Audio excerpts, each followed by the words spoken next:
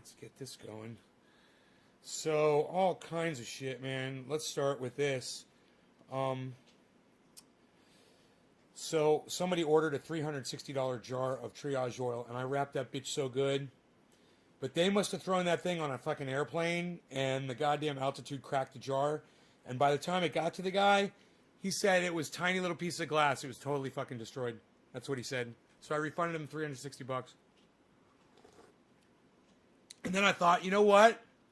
He can reclaim almost all of that oil if he does it right. If he listens to me, I can tell him how to get all of it out with no glass at all. Real easy. Just melting it down. And then just, put it in a baking tray, melt it to just liquid, all the glass to one side, all the oil to the other, and just pour it off, and he's got it all. And, I refunded his money, and I realized, God damn it, man, he's got all of it, and you can get all the glass out of it. But at the same time, all of a sudden, he's not fucking texting me back, right? So, he's $360 up with a fucking big old jar of goddamn triage oil. And doesn't want to text me back now. But that aside, I did get insurance on that jar because it was $360 worth, and I'm filling out an insurance claim, and I'm gonna need him. I hope he. Oh, my phone just rang. I think I just heard it. God, was that a thing to say we're live? No, it wasn't.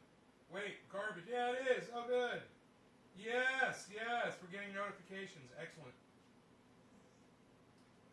Anyhow, I hope he fucking texts me back, man. When it comes to shit like that, it sucks to be ignored.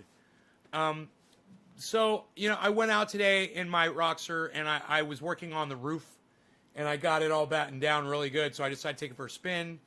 I took it for a spin. I was noticing all the garbage on the side of the road, and I was, I'm so bipolar now. I'm so fucking hyperactive that, hey, Bad Blue Jaws, I have absolutely, I don't give a fuck about, not picking up garbage anymore. It's weird. It's like, I remember how I felt about it. I was like, fuck these people. I'm not picking up their garbage. Fuck them. I'm not doing this anymore. And I'm driving down. I got so much energy in me. I'm like, fuck it. I'll take the dog for a walk down the side of the road, and I'll pick up all this garbage. It was one of those garbage runs that fills an entire large industrial-sized garbage bag.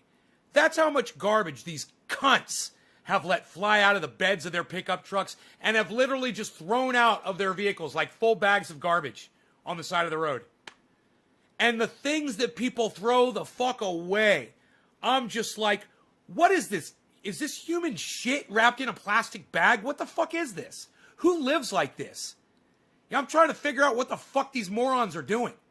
Dig a hole in the ground and take a shit in that. How about that? Anyway, so I came back. I got a full fucking bag of garbage. Got the Roxer all perfect and ready to go. So it's going good. And really bad news with Rogan. He's right here behind me.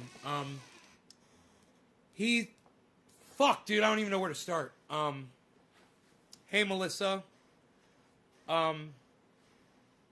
Jim, you're waiting for Trump to get elected tonight?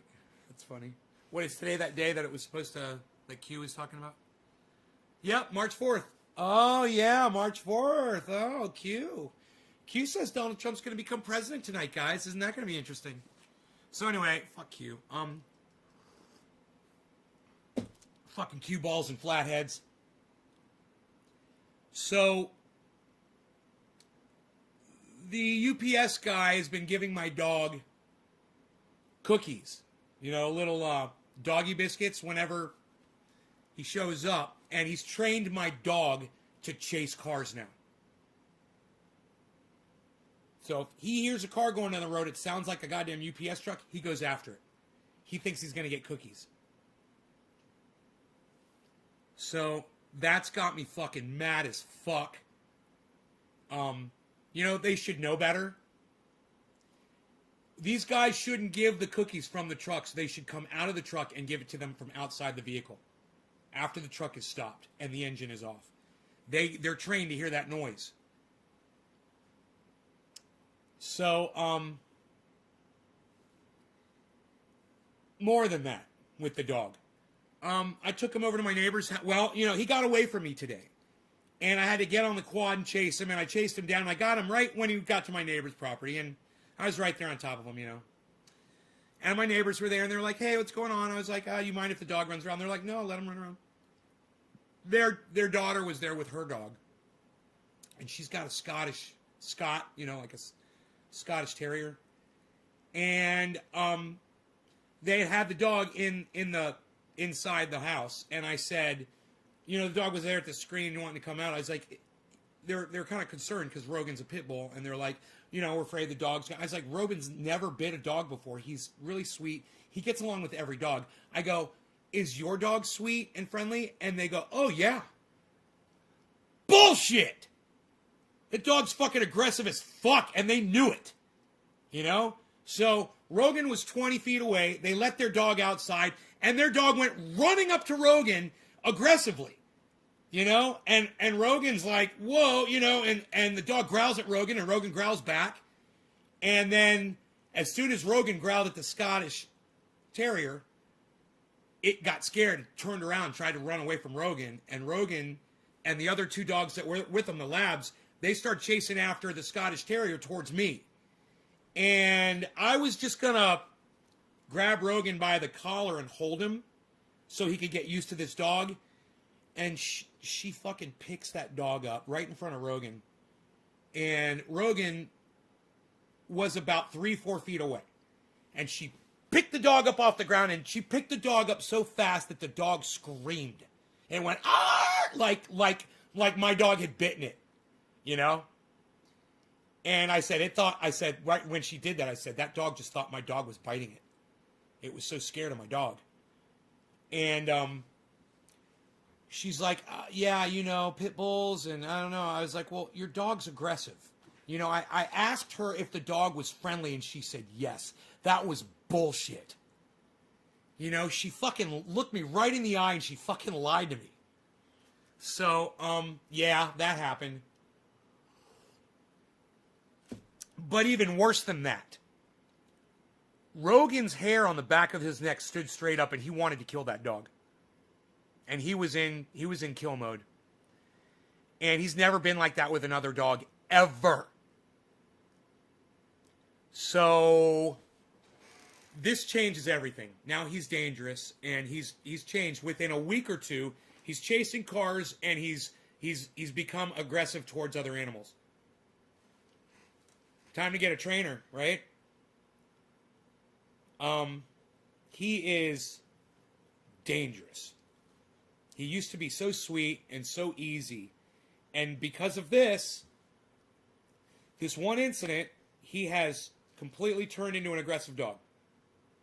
You know, I always said, man, I hope another dog never bites him or whatever. It was just as bad when that dog growled at him.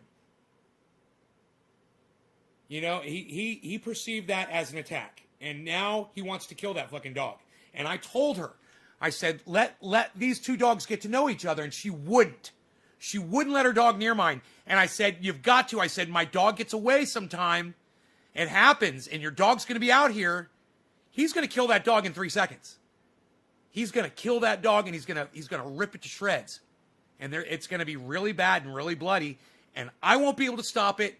They won't be able to stop it. And it's a big fucking cuck joke right now because everyone just wants to stand around and watch and do fucking nothing about it while we can do something about it. You know, right now is the time to stop it from ever happening.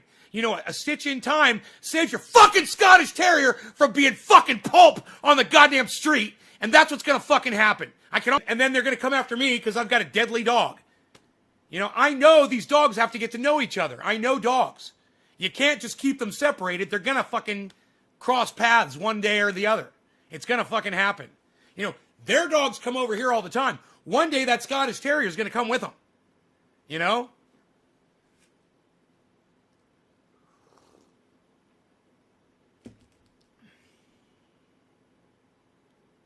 Right? You guys understand, right? They're instinctive to defend. Yeah, he doesn't even, he's not even defensive, bro. He just wants to kill shit now. It's totally in his, yeah, I could see it all along. I could see it, and I could see it. My buddy that built my pond, what a fucking story that guy can tell. I can't tell you guys the story on my podcast. It's a sick story. It's crazy. And he said that breed of dog is trouble. He said, I know the bully. He says, and that breed of dog, he says they're killing machines.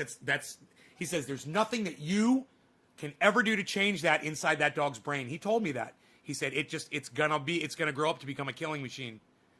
And I was looking at Rogan today, and he really is. He is like designed to destroy other animals. And that's what he wants to do. You know? Just get super firm with him. Don't be a Joe Exotic. If he'll bite you, you got to be ready to bite back, and then he knows you're tougher. He'll listen. If you can't train, there's a pro that can. Yeah, bro. Rogan is beyond my level of training expertise, and I trained. Did I call him? Yeah, Rogan. I trained Roscoe, and you guys, I trained Roscoe really good, but you can never train Roscoe not to attack another dog. I mean, he hated other dogs. He loves other dogs, man. He fucking loves it. He loves being social and seeing other dogs. He's wagging his tail and he fucking loves them. But if a dog growls at him, it's all off. All bets are off, and everything is now completely bizarro world. It's as soon as a dog gets aggressive with him, you can't do it. That's why I asked Mark not to get aggressive with my dog. That's why if friends come over, everyone thinks they beat on my fucking dog. And I'm like, don't do that. You know, don't be aggressive with my dog. You're training him that's how you're supposed to be with other things or people or whatever. You know, and to him, there's no line between playing and killing shit. There's no line. He's playing, and when he's killing shit, he's playing. He's having fun. He just wants to have fun, and he wants to feel like something's attacking him, man. He wants a challenge. I don't like to talk about it too much, man. It's hard for me to talk about. But this is all new, man. This is all within the last 2 or 3 weeks. Now, he's gone out in my yard for a long time and ripped up sticks, and I thought that was all he'd ever get into. But I think that also has put that mentality in him as well, that aggressive mentality. Here's the deal. An aggressive dog needs aggressive authority. Really, no way around that. Yeah, you know, he's such a sweetie. I could be aggressive with him. And I am. You know, today, after that incident happened, I was stern with him after all that. I was very stern and short and not as affectionate with him. I wanted him to feel a little uncomfortable. So he knew that he had done something wrong. But I don't think it has to be an instant correction, which it was not at the time of the actual incident. I know that's how dogs need to be corrected. They need to be right there on the spot when they do the behavior. That's why I wanted her to introduce her dog to my dog. You know, if we would just put them both on leashes and take them for a walk, they'd be fine, man, you know? But, geez, she's fucking petrified. And, you know, she thinks she's got problems now. Wait till her dog's dead. Wait till my dog kills her dog. You know? And if it happens on my property, there's nothing she can do about it.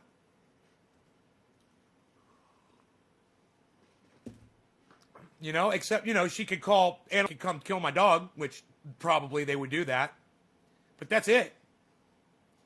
You know? I need a fucking fence, man, and I need a fence now. This shit cannot happen. I cannot let my dog kill another dog. He gets along with little beagles, man. He gets along with chihuahuas. He gets along with every fucking dog. And she had to treat that dog like a piece of bait in front of my dog. And, you know, now that he sees that dog as bait, it's an object for him to go destroy now, you know?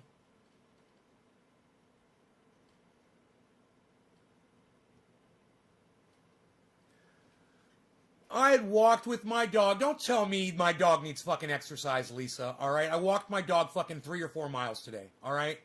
So, you know, exercise ain't going to do dick. I'll talk to a fucking professional because this isn't it. You know, walking this dog 3 times a day for miles doesn't do it, Lisa. Appreciate the you know, the attempt to counsel me, but you're wrong. All right, it's not gonna do it. This dog is way beyond fucking exercise to control what's in his blood, what's in his anatomy, what's in his genes, what he's been created to do. They literally created this breed to do this. You know, they found the most aggressive, capable beasts, and they crossbred them, and they came up with this. Ross, thank you, buddy. Thank you. Young King, you are blocked from my live stream. Go fuck off. Oh, are you sad because you're not going to get to see your fucking dirty words going across my screen? Aw, sucks to be you, you little cunt. I do the cursing in here, not you. All right, you dumb cunt. And while you're here, let me just remind you, your mom's a cunt, your dad's a cunt. If you have kids in the future, because I'm sure you're a child yourself, they're going to be dumb cunts just like you. Buzz off. He's a damn dog. It's expected. Lucky you're not bleeding. I was bitten in the head by a fucking tiger. Yeah. You're right. It's expected. You know, I knew. I was warned by a really good friend, and it's always been in the back of my mind. And that's why I said to her, is your dog friendly? And she fucking lied to me and said yes. No, her dog is an alpha male. It's a fucking aggressive little Scottish Terrier. She doesn't know a fucking dog. She doesn't obviously know what an aggressive dog means. You know, she thinks if a dog's that big, it can't be aggressive, I guess. You know, you ever seen a fucking Chihuahua before? You know, they're the most goddamn aggressive dogs I've ever seen in my entire life. They're literally this big. And you don't know what the word aggressive means? I thought we were talking the same language. You know, it's like, Jesus, fuck. She's got a serious problem with reality. She's got a serious problem with denying facts that are right in her fucking face. Hey, your dog's aggressive, and the fact that you can't control your animal almost got your fucking dog killed today. One shake, man. One shake away from a dead dog. And he'll shake some shit, bro. You know, the one thing he loves to do is pick up a giant log and start shaking it as hard as he can so that it starts hitting trees and the ground and bouncing off his face. He likes it. He likes getting beat on. He does it to himself. You know, when Mark comes over and beats on him, he thinks nothing could be possibly better than getting beat up by Mark. He thinks it's the best thing ever. So, there's that. And then there's the real reason I wanted to do the show this morning, but none of you were on Twitter, and now I know why none of you see me on Twitter. They are hiding my tweets totally. You're not getting messages. You're not getting notifications. And according to Nick Brown, when you go to my fucking Twitter channel, you don't even see the tweets I put up this morning. They're hidden. There weren't even fucking curse words in them. You know, I was just a little angry, and I was expressing my fucking sentiment over the fact that I put up a tweet that said, hey guys, anybody want a show? And none of you came, and I fucking flipped out because I'm bipolar as fuck now. I have no control over my emotions. I have no control over what comes out of my mouth right now. And,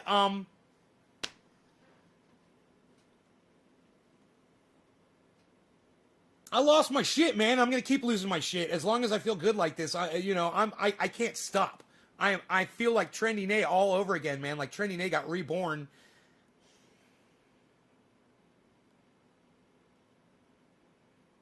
It's like my pilot light's burning again, man. You know. But you know, I saw that garbage on the side of the road, and I had to fucking pick it up. Because I didn't have enough blood flow to my brain, I could just let the garbage pile up on both sides of the road and it didn't fucking bother me. And now I understand why everyone else lets the garbage sit on the side of the road, because they're all a bunch of dumb cunts. Because they're not getting enough blood flow to their fucking stupid pea brains. So it doesn't bother them to see garbage on the side of the road, because people are fucking cunts. Do you know that people actually hike by that garbage and just let it sit and they hike right by it? They don't think to bring a little plastic baggie with them and pick some of it up. They even go out there with their cars. They park the car on the side of the road. Yeah, man, it's total setup. You could just totally have a garbage bag in your vehicle. Next time you're hiking, pick up the garbage that you see laying around. No big deal. Maybe put some gloves on like I did and fucking do the whole goddamn road, you know? Do you know 2 or 3 people slowed down just to make sure they didn't hit me or my dog, and 2 people actually stopped and said, hey, are you okay? Did you break down? And you know what? I knew both of those people personally. One was my neighbor that lived across the street.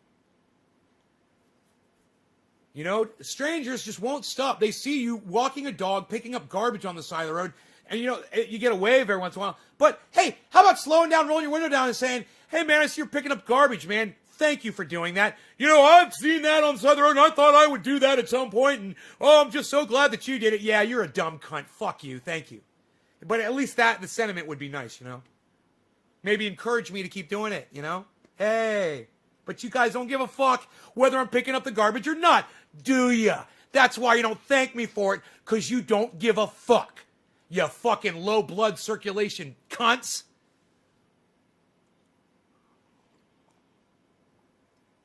I hope all this makes sense to y'all. You know, you guys were used to me calming down and trying to be nice, and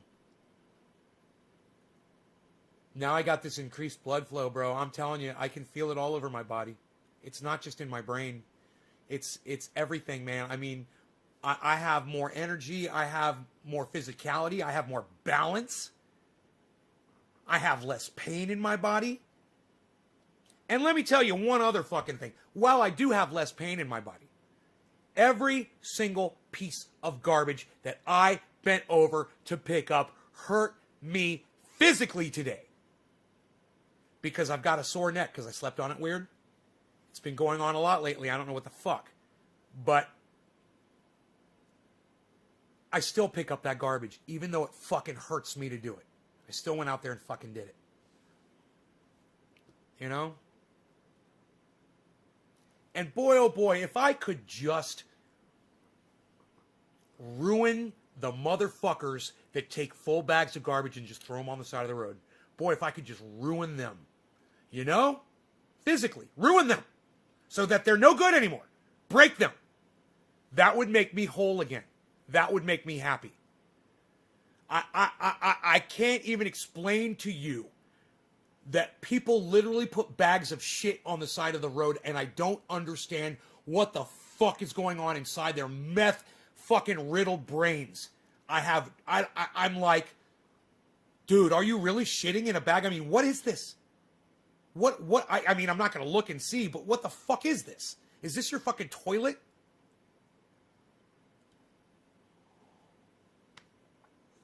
Wine bottles, beer. Oh, of course, wine bottles, beer bottles, and fucking all kinds of alcoholic, you know, beverage bottles, because, you know, alcoholics are fucking pieces of cunts too. And I'd like to eviscerate all of them as well. All of you drunk motherfuckers that throw your bottles out the window while you're driving down the road drinking. Man, if I could fucking catch one of you doing that shit. God, if I could just catch one person doing that. I don't know what the fuck I would do. You know, if I was in my Chevy, I might just push him off the ledge of a fucking road, man. I might just fucking get behind him and just push him right off a goddamn cliff and watch him go down the cliff. You know? The amount of rage that I'm feeling inside my body, like I didn't care before. And now the bipolarity, the multi-personality, the rage, everything, it's all back, man. And I can't even function normally anymore, man. I am so popping off right now. I don't know how to deal with this. It is like,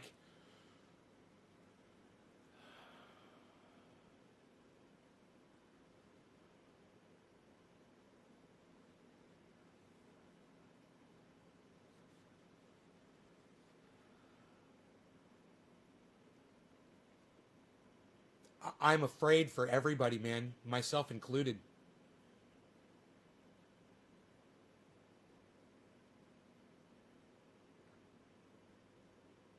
You know, I don't even want to do these shows anymore because I'm going to hurt you guys. You know?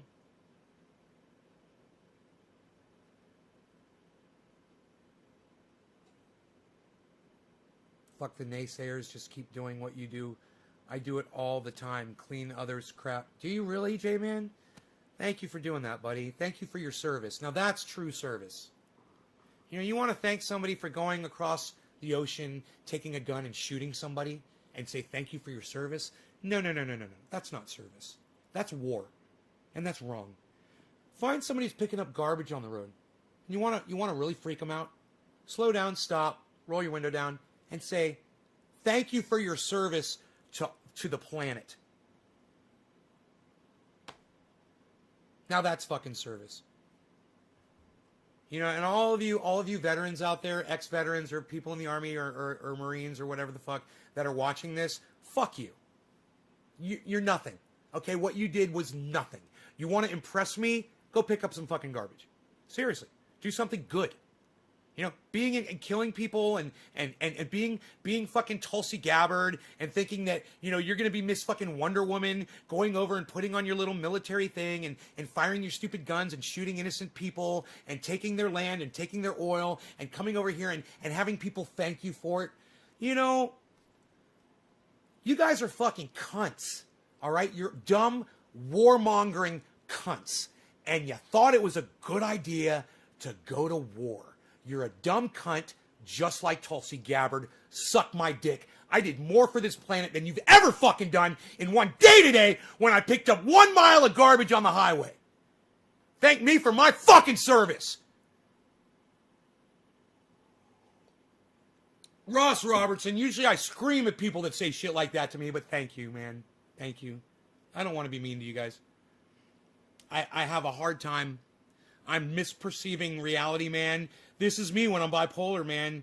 You know, everything that you say to me, I will perceive as an attack. And I just have to talk myself down with every single thing that you guys say to me. I'm like, I feel like the skin's been ripped off my body and I can feel everything. Every nerve is exposed.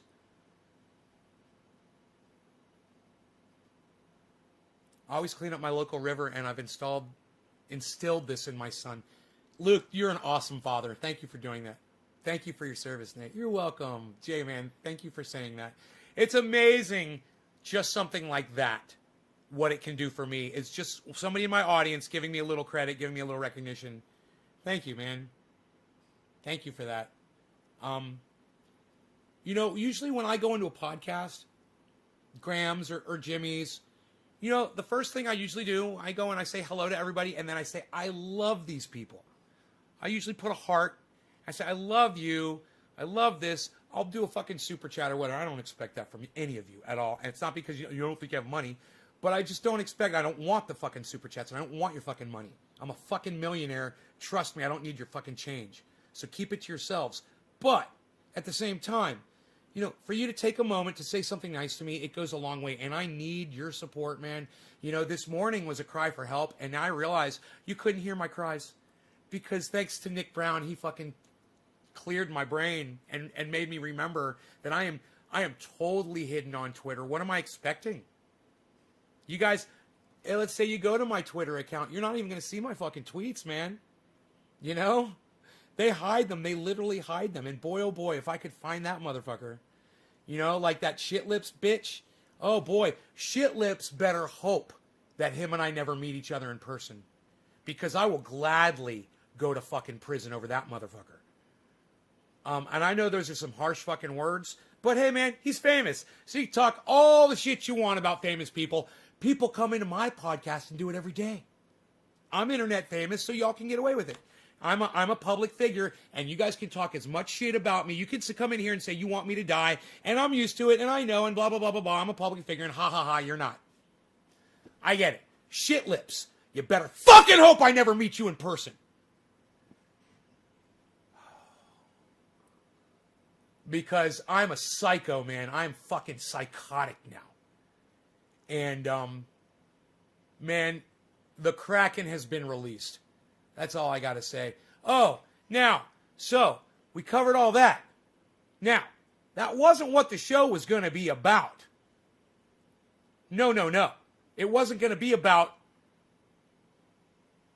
my psychosis in relation to the way I treat people on my podcast. No, no, no, no. Are you guys ready? This is the show. And it's starting right now. So, before we start, let me see where this was a good intro. 30 minutes in, man. I haven't even smoked yet. And you can tell, man. What cunt, says Zane. Thank you, Zane. I love you. Before we start, let me just see if there's anybody watching. All right. And then I will ask you to share this if you haven't yet. I've got 3, 4, 5, 6, 7, plus 15, 22, plus 8, 30, plus 2, plus 1, 33, plus 3 more, 36. Well, I've got a show for you. This is going to be that kind of a talk that we have where you guys are glad that you listened. It's one of those personal things that I'm not comfortable talking about, and it's very telling, and it's very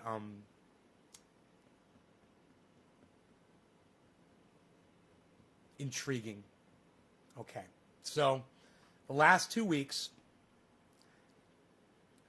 I got involved with cryptocurrency, and I started purchasing coins and stocks. And I told myself I was only going to, I couldn't litter personally either, bro. Let me tell you a little story about that, Mason. I was on the side of the road today, and there was a piece of styrofoam that I couldn't get. My hands were full, and I couldn't get it. So it was laying on the side of the road where you could see it. So I kicked it with my foot because my hands were full, so it would go into the ravine. And the wind caught this perfect rectangular piece of styrofoam, caught it, and it landed in the ravine, but in some branches where you could see it, but not from the road. And I looked at it, and I was so disappointed in myself. I was like, oh, man, I'm going to have to go back and get that someday, man. That piece of styrofoam, if it doesn't fall from that branch. So, man, I couldn't even, even though I had my hands full of fucking garbage bag, I still felt bad about leaving one little piece of styrofoam behind, man, so I know exactly what you're talking about. So thank you for that, Mason. I'm the guy chasing a small wrapper in the wind, right? Me too, man, me too. I will totally do that. And you should, because that could end up down the throat of a bird, right? Or a dog, or an infant in a baby carriage. Plastic is deadly. We've destroyed our planet with this crap.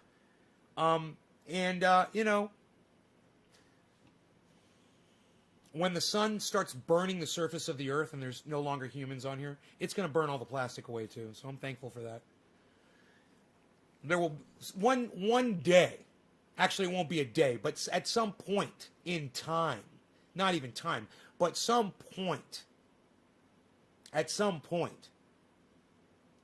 our disgusting carbon footprint will be erased forever from this universe, as it should be.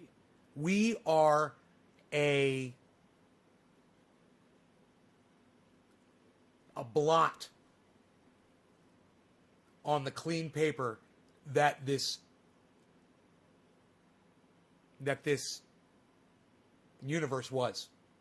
We shouldn't be here. And I wouldn't be surprised if there wasn't anybody else anywhere in the universe, and we were just some giant fucking mistake that occurred. And after we're gone, it just goes back. It burns the earth up to a tiny little ash, and it floats off into space, and it goes back to the way it should be, without us fucking it all up. So anyway, you guys, if you're going to share this video, now would be the time. Right now.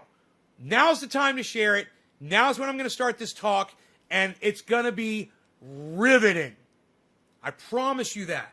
Who is my first digit drop today?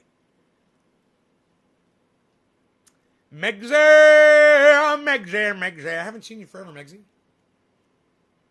Thank you, Megsy. Megsy. Cheers, Megsy. And we'll call this one 420 in Newfoundland. Cheers.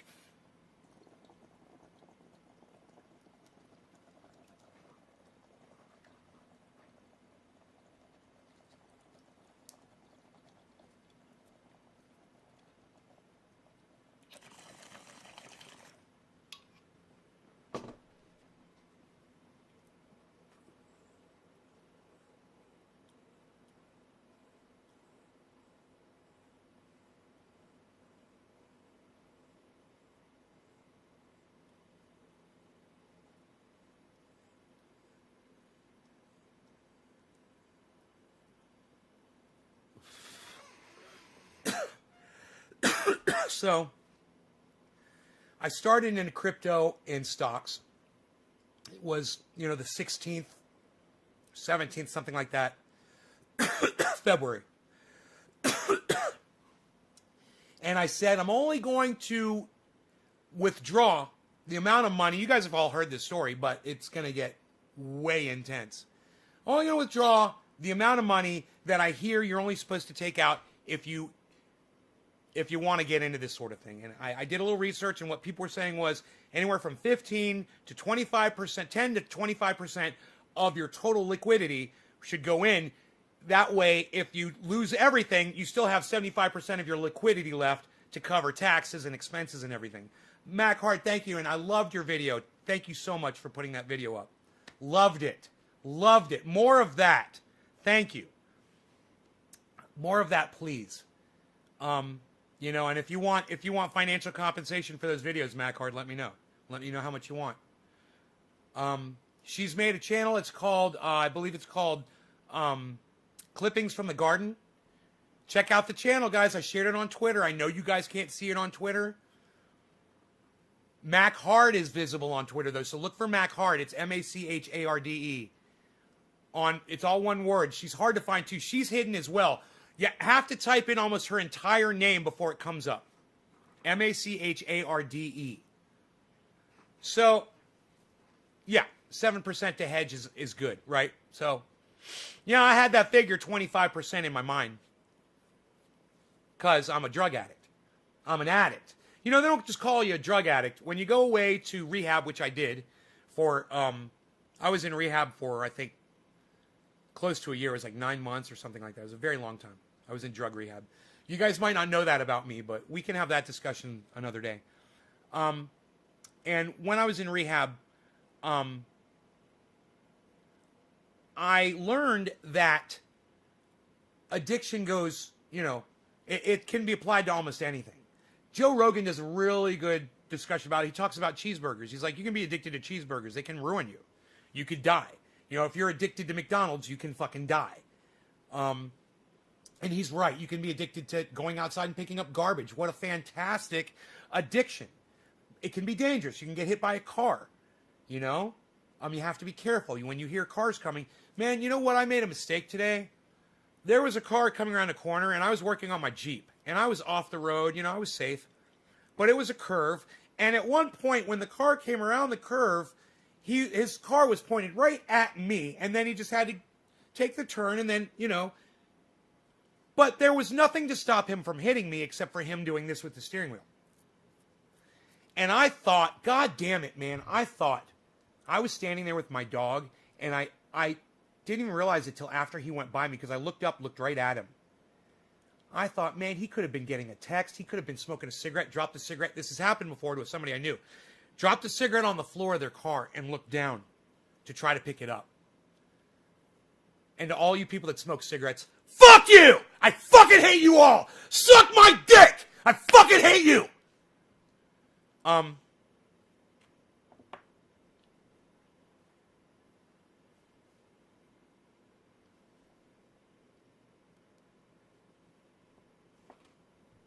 gotta let the rage calm so I can collect my thoughts again.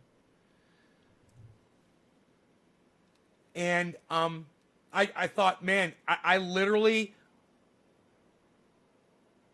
was in control of being able to save myself from being hit from a car and being killed. And all I had to do was take a couple of steps to the left or right to be safe. And I didn't do it. I just stood there. And after he went by, it had already gone by. And then I realized, oh my goodness, that the car was literally going 45, 50 miles an hour. He was 100 feet away from me. And he was coming straight at me. And I was just standing there. And, you know, I am a very proactive person. You guys don't do what I did. If you're ever standing in a parking lot and you see a car and it's hauling ass and it's coming towards you, but it's going to turn, you know, whatever. But in your mind, if you're looking that car is literally in a straight line with you, imagine the driver has a fucking stroke, a heart attack, blacks out, is yelling at their girlfriend, drops a cigarette, is texting someone, is looking at some girl's ass on the side of the road, is dealing with their dog in the back seat, and you could be dead. Be proactive. Don't be me. Don't just stand there and act like, don't let your life be in somebody else's fucking hands. Again, I will repeat this. Don't ever trust a stranger with your fucking lives. I did today. And it was one of the dumbest things I've ever done in my entire life. That guy could have been on meth. You know? That guy could have been a guy that fucking hates me. That wants me dead. Can you imagine that? Oh, man, I didn't even see him. Oh, sucks, man. Yeah, killed him and his dog. Can you imagine that?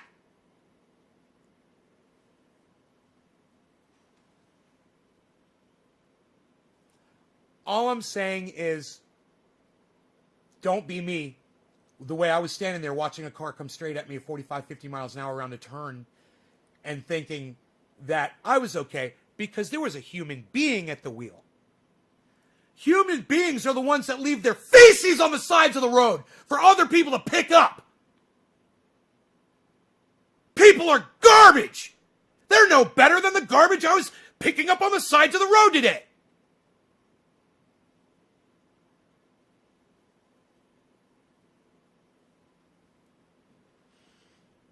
So anyway, I diverted from the topic.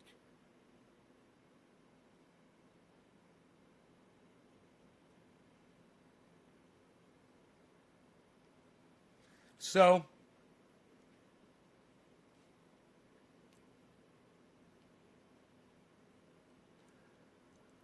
I started purchasing stocks and bonds, and I got to a point where I stopped, but then I started telling myself that I wanted a whole Bitcoin. Now, Bitcoin is $50,000, okay? My cutoff was not $50,000, okay? I'm not going to tell you if it was below it or above it. It's I don't want anybody to know how much money I was dealing with. But I was looking to purchase an entire Bitcoin and ride it forever. That was my intention. That's what I wanted to do. However I did it, it didn't really matter. And inside my brain, which, you know,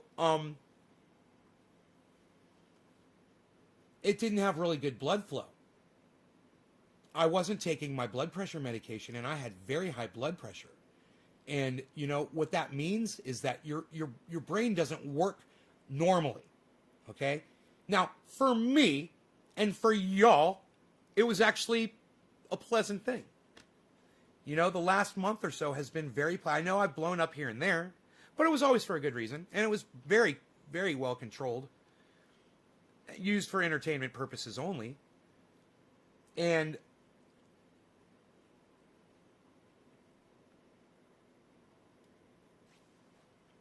when I started taking the blood pressure medication, everything, like I said, bizarro world, everything went back to the way I was when I had lower blood pressure and I was getting good blood flow to my brain.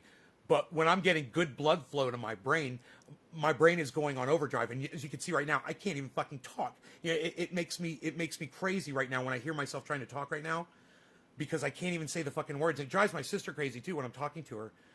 Oh my God, you know, I'm trying to talk to my sister and I'm having a bipolar attack trying to talk to my sister and she's rolling her eyes and looking away. It fucking hurts my feelings. She has no idea. But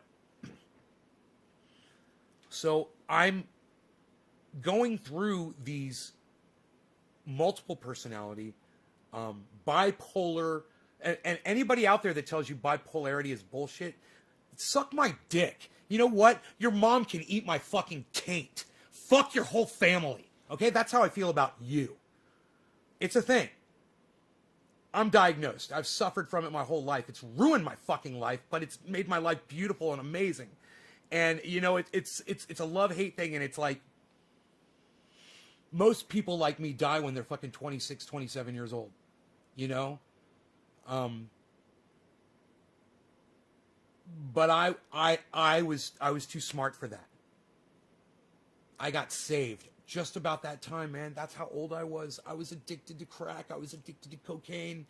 I should be dead, man. Somebody tried to pull me the back out of a fucking pickup truck, dude. I kicked somebody in the chin, and he landed. Oh, the truck was going 35, 40 miles an hour, and he fucking landed, hit his head on cement. Dude, I have been in the craziest situations. You guys can't even believe the situations I've been in. I shouldn't be alive. And, you know, luckily for me, I wasn't musically talented enough to die at 27 years old. I'm just good enough to live a long time. You know, I'm not a virtuoso, man. Virtuosos fucking die. They die young. But I saw that shit coming, man. I wanted to live. And, man, if I wish I could remember the moment of clarity that I had with cocaine.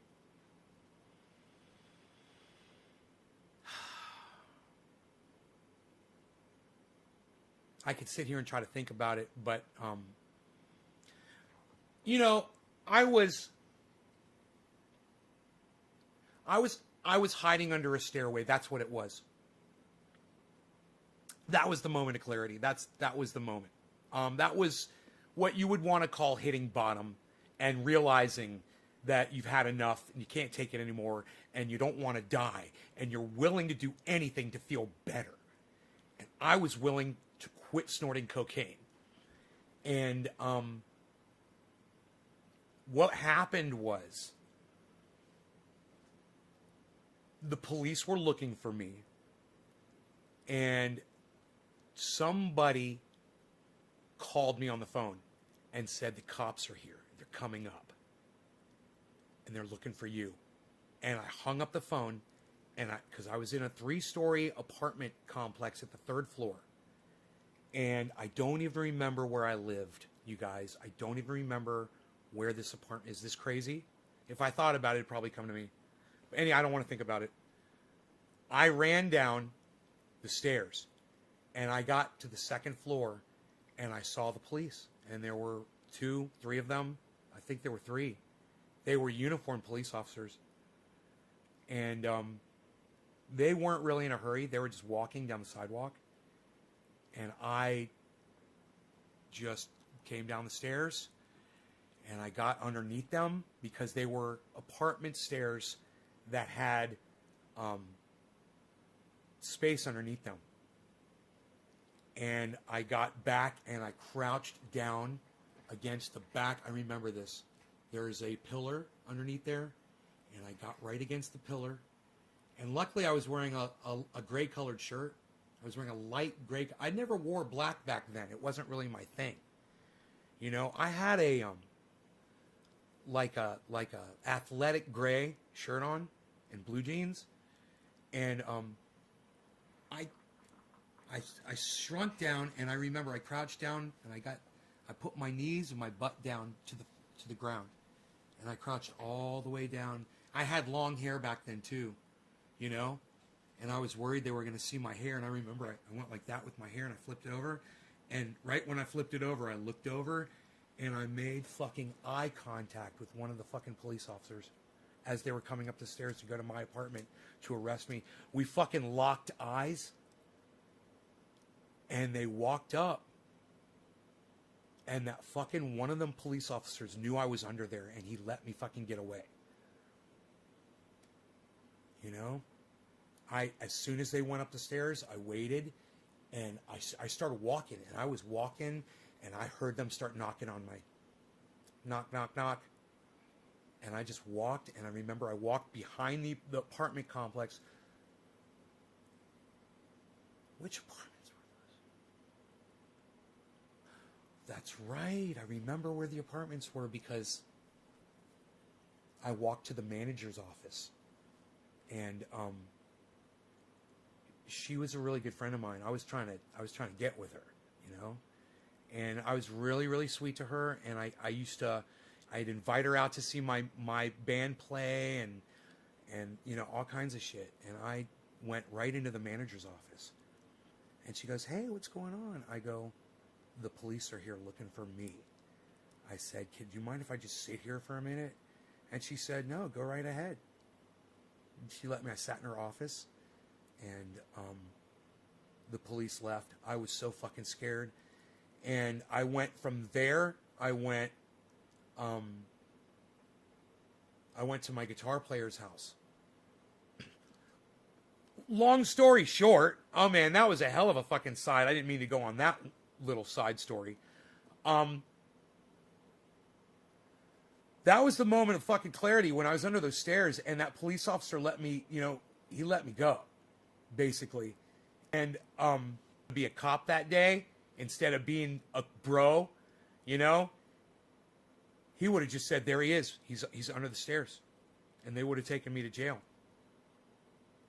And I said, I can't do this anymore. I can't fucking live like this anymore, man. And I stayed with my guitar player. I hid out there. I stayed with a guy who's dead now that was this really talented audio engineer that used to work for Steven Seagal, but I don't want to talk about that right now. And then I went to my parents' house. Long story short, when I was staying at my parents' house, the police came there too looking for me. And my mom and dad answered the door and said I wasn't there. Said they hadn't seen me. And then off to rehab I went. So, that's another podcast. We'll talk about that another day. But, so, there was an amount of stocks that I said I was going to get. And then I wanted the whole Bitcoin. And you guys, I swear to you, I remember having the thought, I swear to you guys, this is not a lie.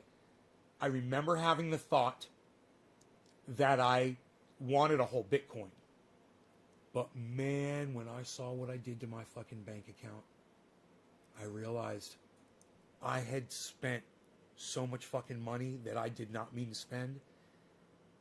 Payment after payment after payment after payment after payment after payment after payment. And my heart dropped. And I said, oh my God, I went into full addict mode and I bought a bunch of stocks and I spent a whole bunch more money than I thought I did. And I totally was in denial. I was in denial about it to myself. I was in denial about it to my mother. I was in denial about it to my sister. And I was in denial about it to you guys. But I wasn't fucking lying. I didn't realize I had done it. And I don't remember doing it. And I don't know what I do know what overcame me. Addiction. But I went into a blind addiction. It was my bipolarity, psychosis, addiction, taking these blood pressure pills. It all hit me at once, man. And I had a night where I threw down so much fucking money. I can't even explain it, guys. It was... When I saw what I had done, I was fucking devastated. I broke my own heart at what I had done. Dude, I fucked up so bad at what I did. I was like, what did I do, man? How did I do this? How did this happen? I was like, I didn't know that I was a gambling addict. I've never gotten into that before. But I should have just known. that I was an addict. And that's what I learned, luckily, when I went to 9 months of rehab. They taught me that, you know, you will act out in other ways. When you take one addiction away, you're still an addict. You will find another addiction. Now, it might be a healthy one. You might start working out. You might start dieting. You might start going out of your way to help people and make that an addiction. You might try entertaining people or teaching people or, you know, doing all kinds of things. You know, I don't want to sound narcissistic, but picking up garbage on the side of the road. You know, there's all kinds of things that you might act out doing. Hiking. You know, isolating.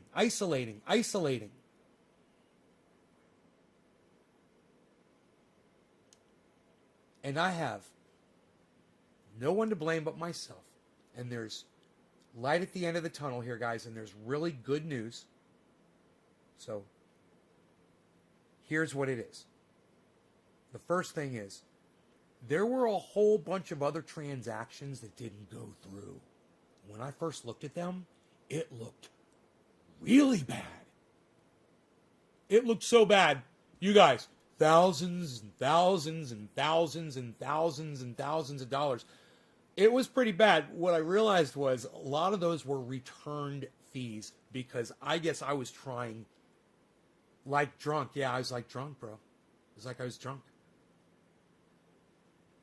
And I wrote it all down. And you know how I'd been tracking y'all guys? You guys have no I'd been writing it all down. I hadn't written down any of these. I didn't understand what I had done. The only place I was tracking it was on the apps, you know? Wasn't looking at the bank account. They're two different things, man. You know? I found out that at some point during my psychosis, I got a hold of another credit card. And I started using a credit card. It wasn't even listed as bank transactions. They were not debit bank transactions. There was a whole other section that I'd never seen before on my bank account, and it said credit account, and it said a whole bunch of money on it. And I clicked on it, and it was all purchases of Bitcoin stock. And I don't remember doing any of that.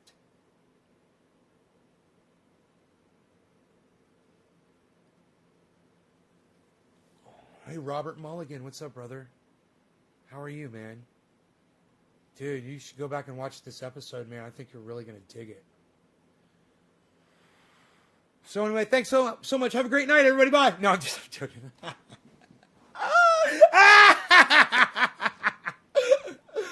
So, Robert knows that I'm a drug addict. Robert knows that I'm an addict. He's a friend. He's a good friend. He knows some of my history. I switched over my blood pressure medication. I started taking it again. I started getting full blood flow to my brain. I didn't realize that I have been in a cloud, walking around in a cloud for the last month or two since I stopped taking it. But my blood pressure has been increasing a little bit at a time until I reached hypertension, which is 180 over 120. My blood pressure was 179 or 180 over 120 or 119 or whatever. It was hypertension. And I was like, oh my God, I'm going to have a stroke and die. You know, I need to, I've already had Bell's palsy, you know. I've already had baby stroke, so I might as well start taking my blood pressure medication again. And, you know, I really need to do it. So I started taking it again. I thought I could work out and exercise and eat better, and I wasn't going to have a problem with my blood pressure, but I didn't. But what started, and all the extra sugar that I eat, I started going into, Robert, my brain went into overdrive. My brain was getting so much blood flow all of a sudden that I went in, I got more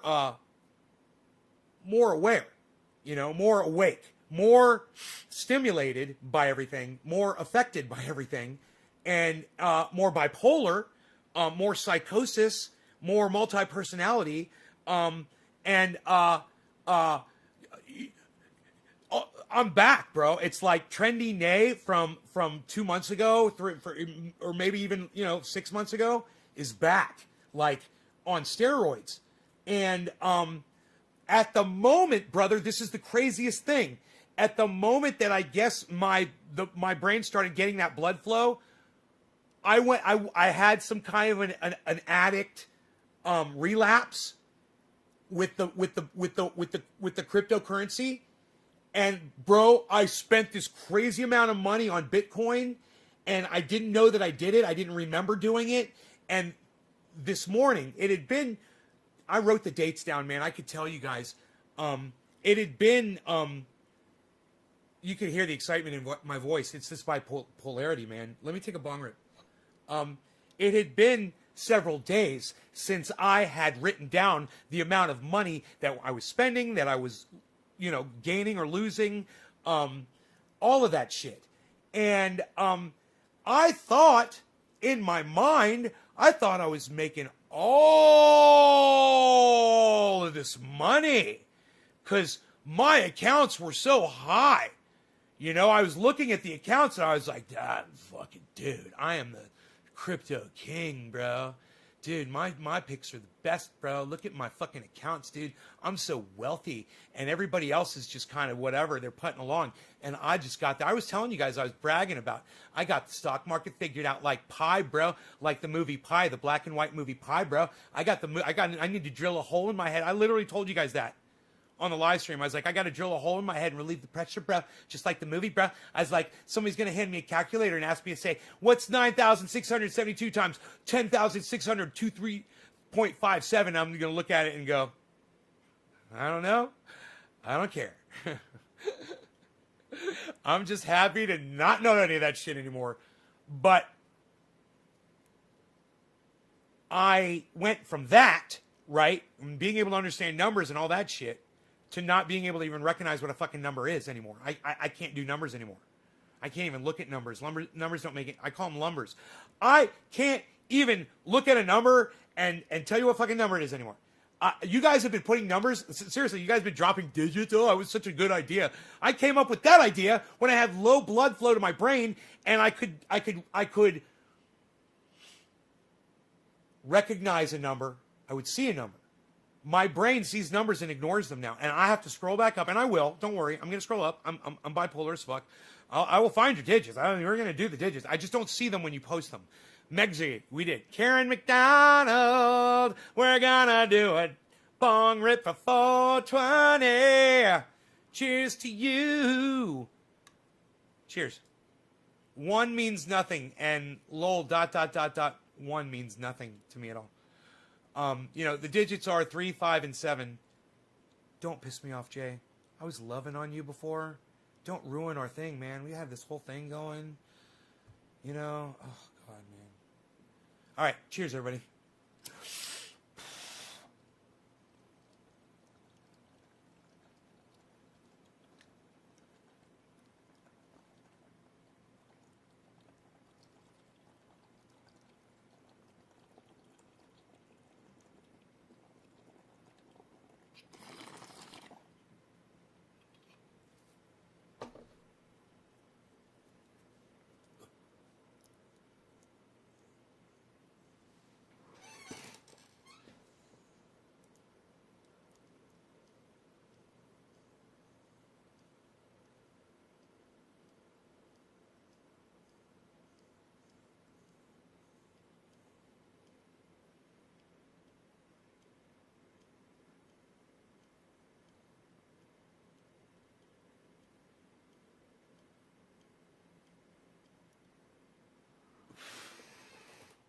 So, the story continues. So we caught Robert up. I'd spent all this money, and Robert, I saw all these charts. I was tallying everything up. I was doing this thing. I thought I was playing by the rules. So I was typing. I kept track of all my numbers, bro. It's all written down. And I'm looking at how much I'm spending, and I'm like, whoa, I better check the bank account because these numbers don't seem right to me. And now it seems like I've spent a little bit more than I thought I did. I better go look at the bank account. Dude, this all really happened to me. It was last night, it was last night or this morning at 6 a.m. I think it may have been this morning. I've got it written down. I've got the time written down. I can literally tell you what time. I'll pull this up, bro. I've literally got this information right here. I've got all of this written down. It's psychotic. Where? Oh, here it is. Okay, here. Check this out. Okay, so the time was... Stretch this out a little bit. It was, well, that says 9:30 p.m. Really? Oh, there it is. There it is. 3/4/21. That was 6 a.m. this morning, I believe. 5:40 a.m. So, at 5:40 a.m., I go to check my numbers, right? And I am almost $300,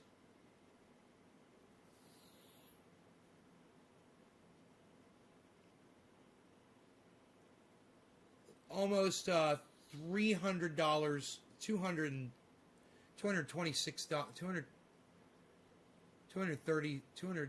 $226 down on my balance. And I'm looking at my balance, and I'm like, how much did I spend? Right? Because my balance is fucking not as much as what I thought I had taken out of the bank. And I was like, wait, last I checked the balance in the account, how much money did I have when I started? And I'm looking at my balance, and it looks like there's $20,000 missing at the balance of what I'm making. So I'm like, that doesn't make sense to me. I'll pull up the bank account and I'll figure this out. I pull up the bank account, I start going through figures, and at the top I see all of these charges. $1,000, $1,000, $1,000, $1,000, $1,000, $1,000, $1,054, $1,060, $1,027, $1,038, $1,042, $1,050, $987, $970, $900, and I'm like, what is all of this?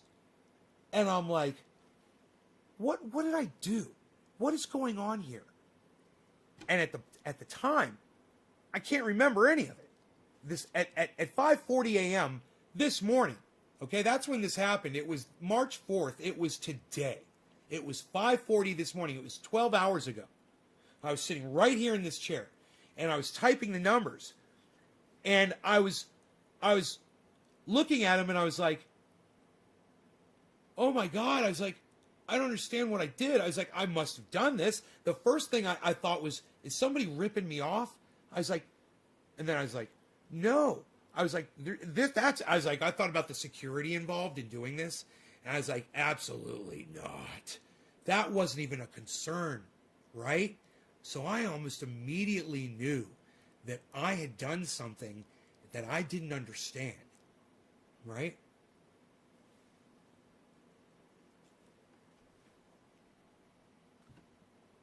Right, ABC, you're right. I know, you're right.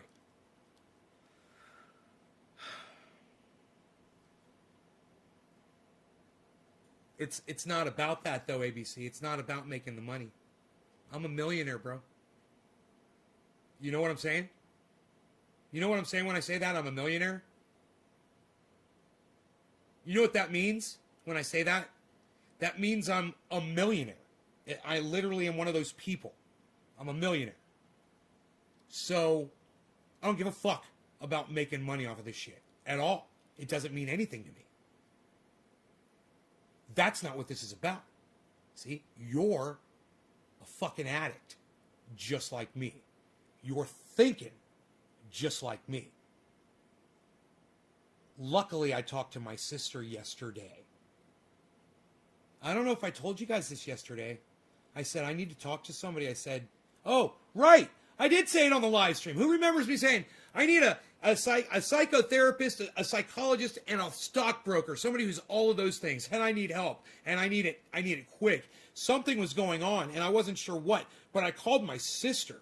I talked to her, and I told her what was going on. And she said to me, and I was like, it rang true finally. I understand that. And I was like, okay, I'll do it. I'll do $1,000. I'll take $1,000 out. I'll just start and put it back in the bank. And it has nothing to do with the fucking money, okay? Don't worry about that shit. It's got to do with me going into full addiction and being out of control and not being able to stop something.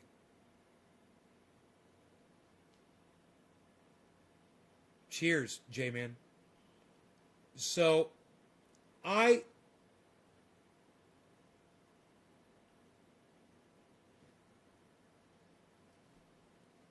was looking through the account numbers, and then I saw a couple of those. There were a bunch of thousands, and a couple of them were reverse charges. And I was like, okay, so not all of these money that I fucking threw out there, right?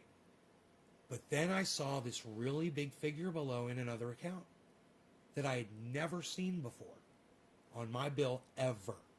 And I'm going to tell you why. Because I always use a debit card. If I needed to use anything to withdraw from my bank, I always want to directly withdraw the cash. I never want to put it on credit. Because I don't want to pay fucking interest rates. I don't want to forget about it. So I don't use that.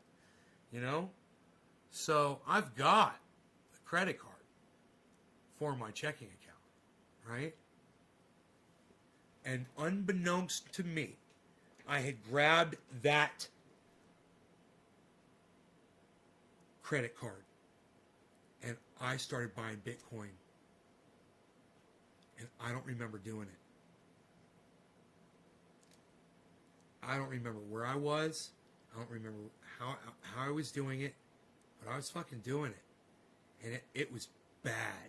And when I looked at the charges on that credit card, I was like, I have to pay that off right now. And when I paid that off, my bank account went even lower. And then I realized, I said, oh my fucking God.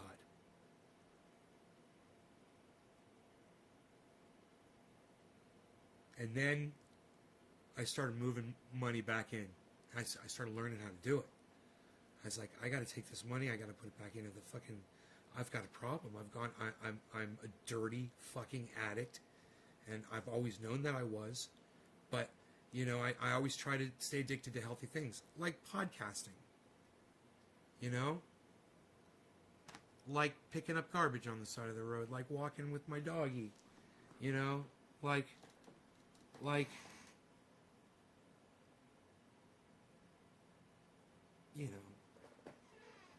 Building roads on this property, putting in hiking trails, and enjoying life so many ways, rock collecting. I hadn't thought about doing that in 6 months. And then all of a sudden I have this urge to go down a riverbed with a bucket, with a 5-gallon bucket, and fill it up with rocks. Go set it down and go down that riverbed and fill up another 5-gallon bucket with rocks. And then walk back to my truck with 2 5-gallon buckets full of rocks and go put them in the fucking bed and drive home and go start placing them around my house. I haven't felt like doing that in a long time. Now I want to do that shit. It'd be so much fun. I fucking love rocks. We've got the most gorgeous rocks around out here. So, in fact, we've got every mineral in this county. Every mineral that's in existence. You can find it right here in this county. So, there's gold mines out here and shit. So, the story continues. Now that everybody's all caught up, I started transferring money, and I started keeping track of how much money I'm transferring. And remember, you guys, I told you I was going to have a cap, and I was going to set a cap on each one of my accounts. And as I went over each cap on each account, I would take that money out, right? Until I put all the money that I took out of the account back in it. It's going to take a while, you know? It's going to take a while. And, you know, the way I was looking at it this morning, one of my accounts just kept kicking cash out. And, you know, just to try to get out of this, I haven't checked the market at all today. I haven't looked at anything. I haven't talked to anybody about it. And I haven't looked at my phone to check it. And then I was going through my messages, like right before this live stream, and I saw all of the messages that come through from all the cryptos and shit. So-and-so is up, so-and-so is down, so-and-so is up, and so-and-so is down. And I was just like, wow, you know, I did see one. I saw fucking, God, and I was like, Engine. I saw that. And it registered in my head. I was like, wow, fucking Engine dropped way down. I got a little bit of that, but Engine was way up. So I was fucking, that was one of the ones that I was selling. Because it was fucking plus 30. I think Engine got over, it was like almost plus 50%, guys, Engine. And I was like, oh my God, man. I did that right. So anyhow, what I really need to do is to not be addicted or anything, but I need to take the money out, you know, as it accrues in there. And I know it can compound, and I'll end up with more if I leave it. But I gotta stay true. I gotta get back down to the number that I said I would at least, you know, and then put all that back in too, you know. But I'm sure that I'm still way over that amount. I don't know. And you know what? I never figured out how much of my liquidity I've taken out. I never did the goddamn math. I thought it was going to be fucking easy, man. I thought I know how much liquid I got. I'll just fucking do it like I do a dollar bill. I'll break it up in 4 quarters and just see how it relates to that. You know, is it a quarter of it? Is it half of it? Oh, it's somewhere around there. What? Break it down into fifths, or can I do it in thirds? It's pretty easy for me to figure something out like that. You know, 1/6. That's what it should have been. It wasn't.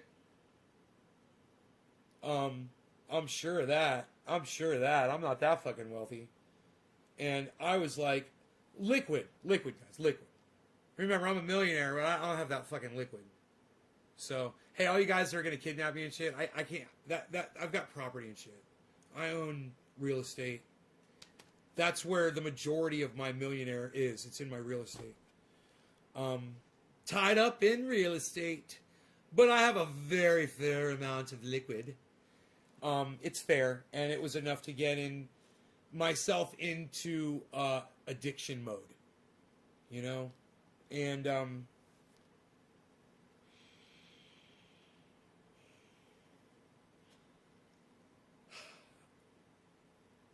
so it's time for me now to check those accounts and see if I have any more that I can take out and keep putting in my bank, and try to get where before I was where the fuck, I don't know what the fuck I was doing, you know?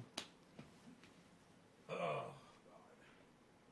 And it's basically, I have to do it on or off the show, and it's basically just kind of like a resolution to where I've been with this addiction thing. I just think it's going to be one of them where I'm going to be anywhere near that point where I can start taking out. Hopefully I am, man. I might not be, you know? And that'll really suck. And then it'll just be like, oh, I'm in the dip, dude. You know, I'm going to have to wait to take shit out.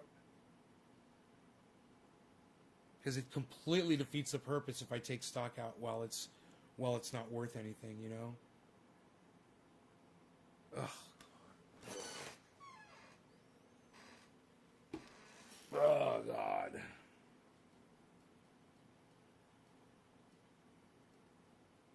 Yeah, I didn't want to see that. That's not what I wanted to see. All right, let's check this other one. It's not gonna, These aren't going to be anywhere near where they need to be. So I could just put my phone away and forget about this probably for a few days. Till at least somebody comes in and says, yo, Nate, fucking something's blasting that I have a lot of, and I'll be able to withdraw some. Oh, that's not so bad. Wow, okay, cool, man.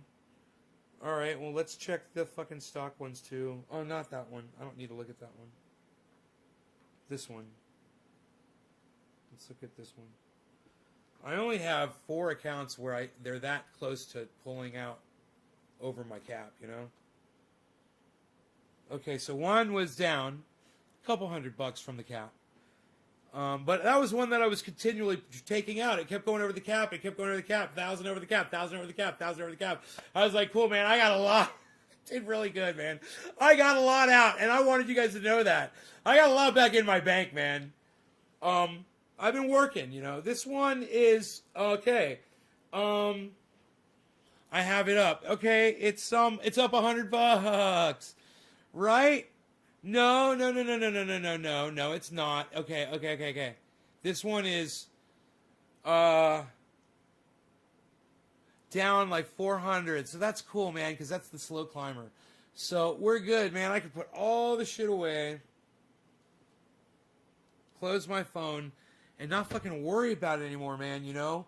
And find other things to do, because that is one thing that I can't do, man.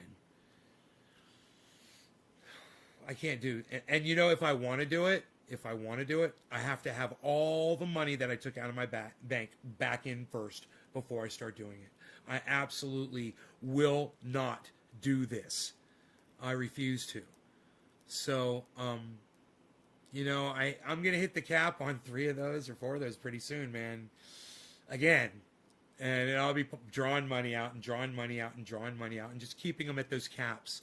And as I do that, all the other ones that are lower and nowhere near the caps, they're going to rise up near their caps too. And then, you know, it's just going to be pulling profit eventually.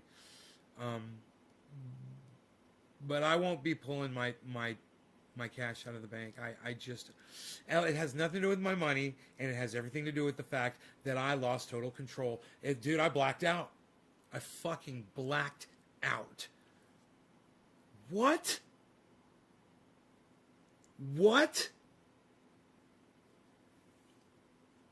I blacked out. I fucking blacked out, man. I have so much tension right now in my neck from just thinking about that.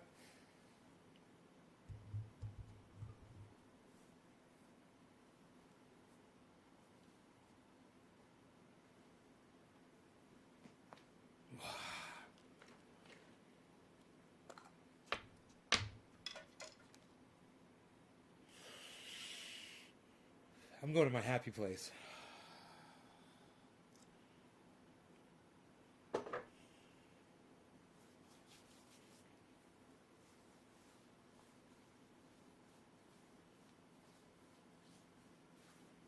Both sides. Just true stress tension. Just from talking about it. Just from telling you guys the story. I need a woman to rub this all over my shoulders right now.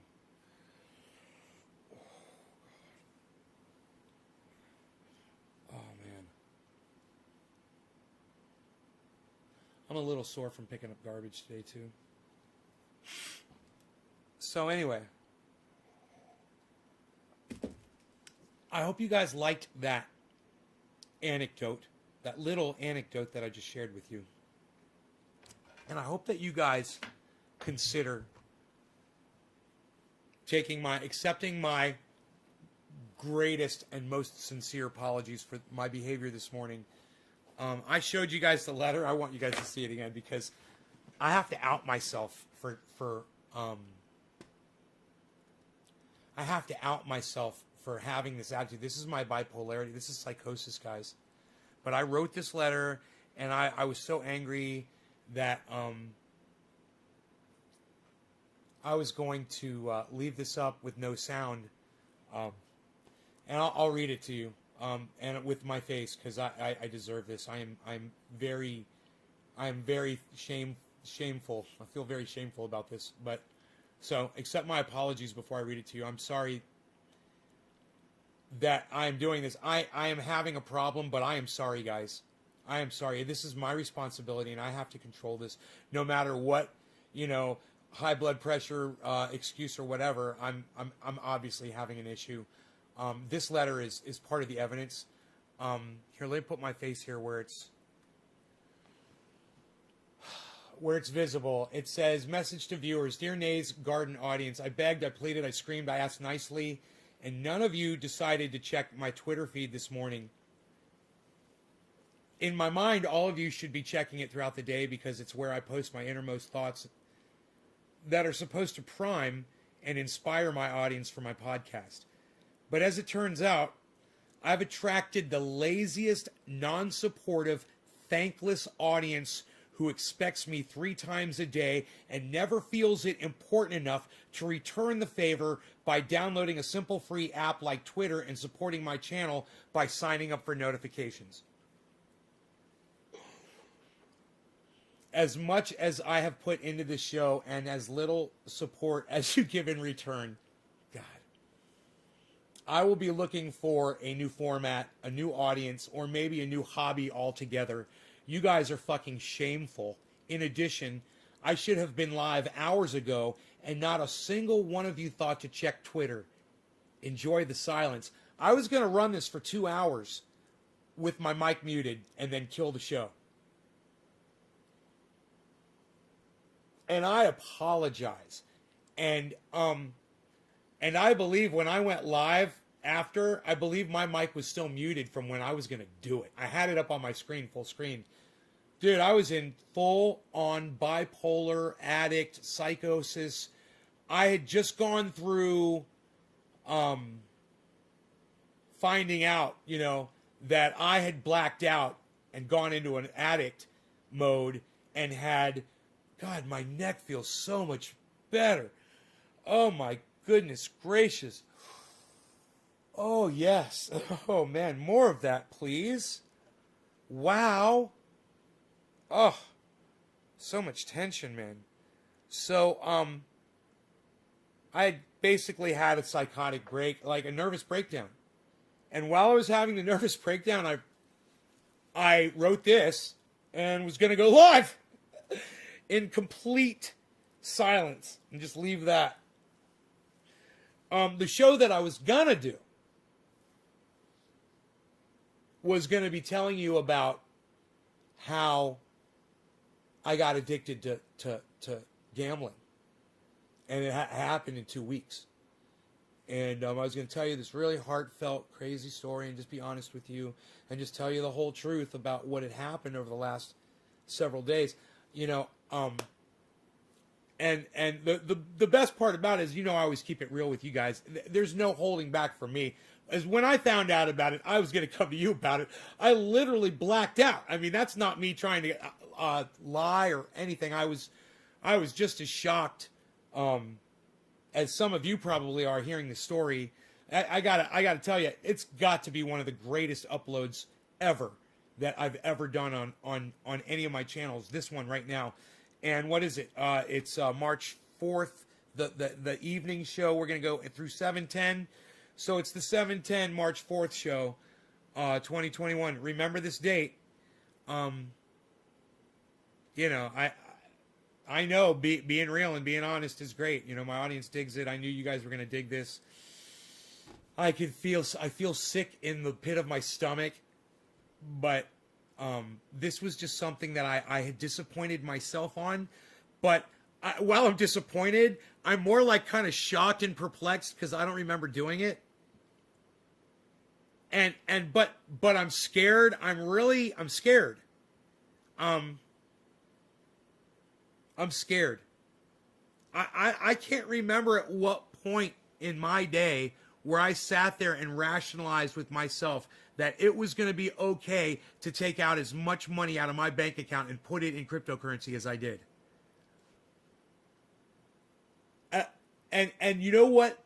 Maybe I didn't. Maybe I never did it. Maybe I just decided to just purchase.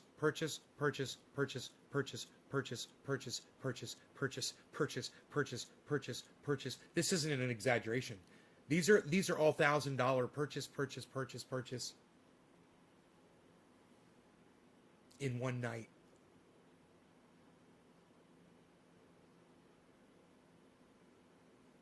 And I had already spent a lot of money. You know? So I was so shocked. And I didn't feel as shameful about it as I feel about after I wrote this shit. At the point that I outed myself, I was like, wow, you guys are going to really dig this story. This is interesting as fuck. Expensive lesson? How so? How's it an expensive... ABC, how's it an expensive lesson? Explain that one.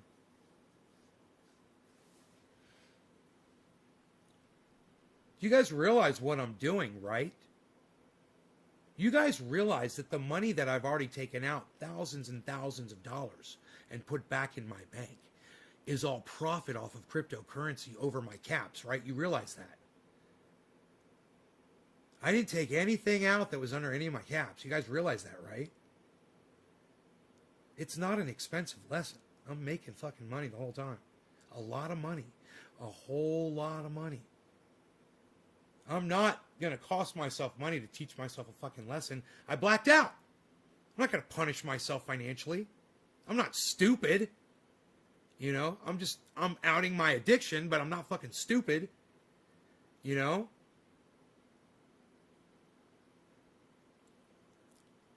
Dollar cost average a little bit slower. What? What are you talking about? This was the plan all along. Do you not realize this? Okay, let me explain something to ABC. You obviously don't know what I'm doing or how I've done any of this or how I addressed the situation. I addressed the situation by keep doing exactly what I planned to do without the blackout. That's it. You understand that? Not, but yeah, we'll be back up soon. Bro, I was up the whole fucking time. Just because you had some bad picks doesn't mean I did, bro. I've been fucking raking that shit in, son. You understand that, right? Everybody knows that, right? I thought that I lost money. So I made sure to only take profit out from stocks that were way up. Now hear me out. When I took the money out of those coins and I put them back in my bank account, they were fucking blasting way in the green, every single one of them. I was making profit off of every dollar that I was putting back in the bank. It's all profit. And that was the plan all along. When I was going to hit my caps, I was going to take the money out. Only difference is I had this fucking blackout and I put a whole bunch more money in. All that did was push me closer to my fucking caps. Profit. Do you understand now, ABC? Did I get it? Did I explain it to you now? Like I said, I'm an addict, but I'm not fucking stupid, and I'm not going to punish myself financially. I think I already said it exactly like that, because that's exactly what I want to fucking say. Am I right? Can you overdub those over the top of each other? I don't know. Probably.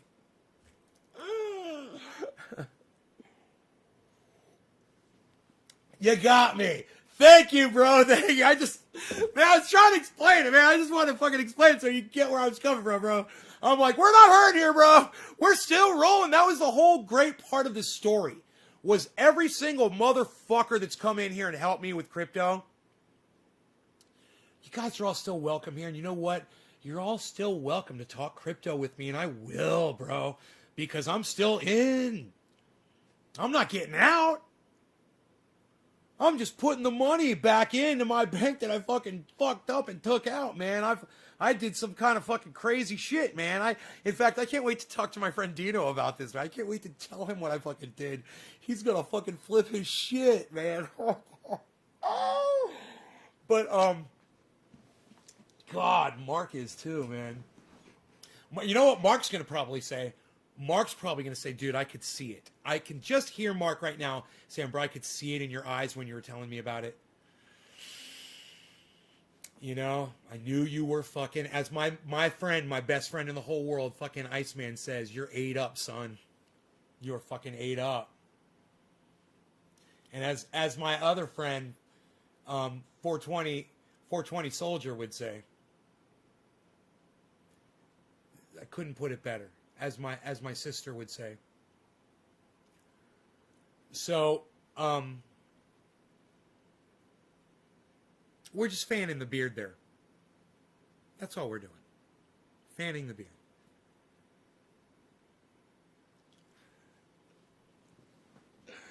This is a not all ages podcast. I don't know if you guys realize that. So to all of the people, let me finish this sentence. All the people that, I know who all of you are, that were helping me with crypto. Thank you guys. You guys are awesome. Listen, because of you guys and because of all the podcasters that I watched, I became a fucking guru at this shit. I got so good at it that I literally blacked out and made a whole bunch of really good purchases. You know, I knew what the fuck I was doing. I just don't remember doing any of it. I could have been in bed, laying in bed. I could have been in the bathtub. I could have been sitting out here. I could have been on the computer. I could have been doing it during a live podcast. I could have been doing it sitting outside. I don't remember any of it. And I could have been doing a little bit here, a little bit there, a little bit here, a little bit there. I didn't look at the times, you know? Actually, I probably should. I probably could go look at the times when those transactions went through and find out. The thing about crypto is they keep the time, man, which is great. They keep everything. Man, crypto is fucking awesome, man. I love how secure it is. So, to all of my friends that came in and helped, look, you guys were not feeding my addiction. You guys were protecting me. And you guys did. And you did a great job. What I want you to know is, because of y'all, I'm able to completely recover from what I did and keep doing exactly what we've been doing the whole time. Even with this addiction thing that happened to me, I'm not pulling my money out of crypto. I'm not pulling. When I did that video of pulling my money out of crypto, you know, I didn't say I was pulling all of it out, and that was the point. You know, I had already figured out there was a problem, and I needed to start putting money back in the bank. I talked to my sister, and I needed to put money back in the bank. Well, the next day is when I checked or at night it was the morning, 6:40 in the morning. I checked my bank account, and that's when I realized at some point I had lost my mind. And it all coincided with the personality thing, and you know, it's like a type A thing, and then you got the confusion that goes with bipolarity. And I have never, and it's like a menopause because I'm that age. That we have a hormone change too. That men go through this shit too, and I'm getting all of this shit. And I'm just, my brain is like shutting off at some point, just shutting down. And I'm so glad that I'm aware of that. I'm so glad that there was a written record of it all. So I could look at it and go, what the fuck is all this? Did I get hacked? And I'm like, oh, wait. No, of course I didn't get fucking hacked. I was like, wait. What the fuck is all this? And then, wait, what the fuck is all of that in the credit card? all of those realizations built up this awareness inside me that I realized I had snapped. I'm like, oh, I snapped, bro. I gotta talk to my friend Dino, bro. I gotta tell him, bro. Bro, I had a psychotic episode, man. Where the fuck is Chuckles at, man? Chuckles! Somebody type Scott Root in Facebook for me, please. Scott Root in Facebook. Please, thank you so much. For all of you that are going to do that. All of you, please do that right now in Facebook. Please type Scott Root in chat. Thank you so much. Chuckles could help me with this because, yeah, I've had psychotic breaks. He doesn't get rage breaks. He has a different kind of thing going on.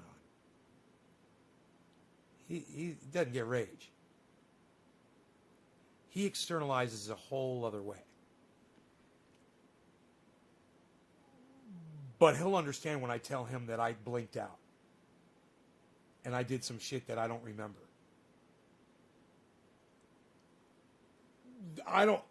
Aside from a rage fit, which had happened to me before. Thank you, Debbie.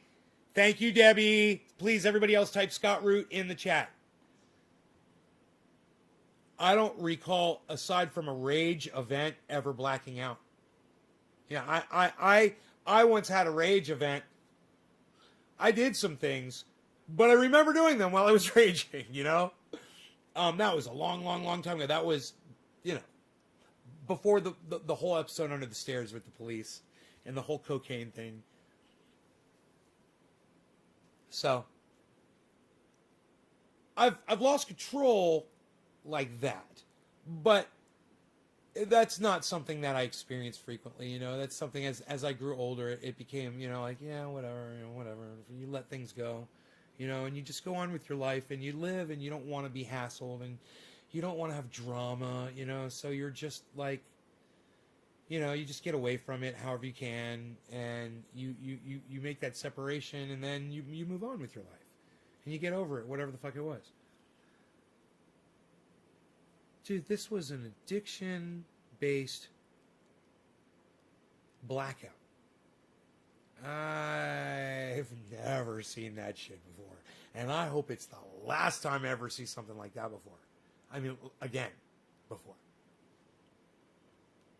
I never want to experience that ever again.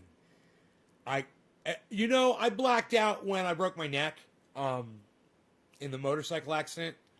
I don't remember any of that. It's funny is, even before the motorcycle accident, it reversed. Oh, dude. Oh, my God.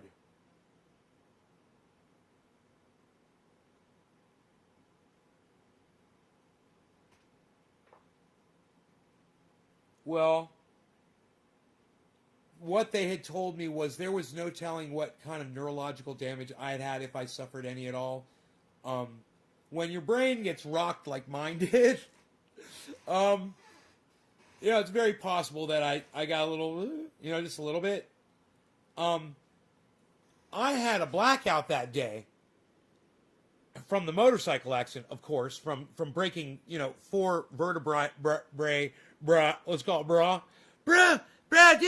dude, come out, he said bro, come out, dude, holy moly, bro, come out, dude, you're coming out, bro, just chill, bro, I'm watching, bro, I'm always watching, bro, okay, dude, cool, dude, right on, bro, right on, dude.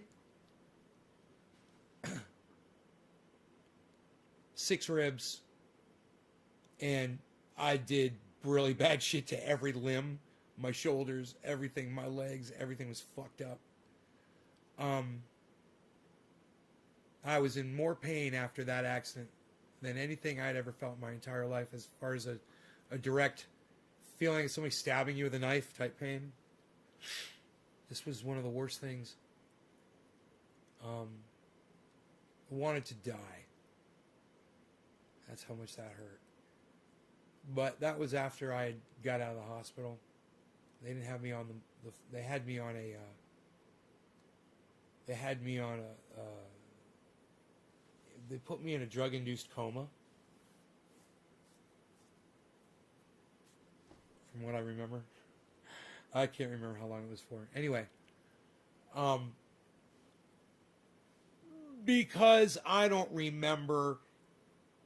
The only actual memory I have from that day, if I really think about it, is zipping up I had a black plastic bag, a case. It was a tank bag. And it was clear on top so you could see what was inside it, and I had it. I opened it, and I remember I had some papers, and I remember placing the papers in there really carefully and zipping it back up because I was going to go to Kinko's and make a whole bunch of copies. My band was playing, and I was going to make some flyers for my band, right? I was riding a 900 Ninja, and I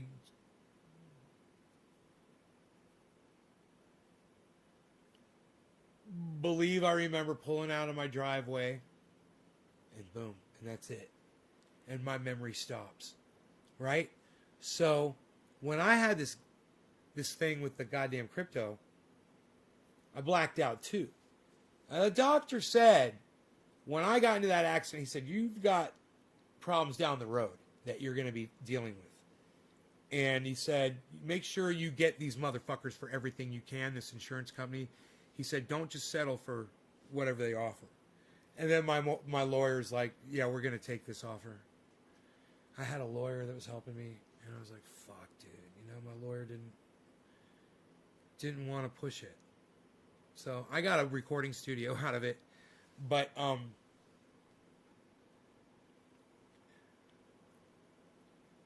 for years after that, it hurt every time I had sex.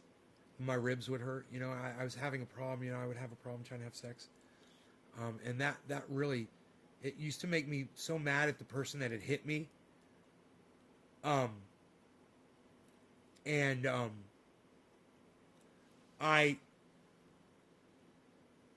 remember the doctor saying, you're going to have nerve issues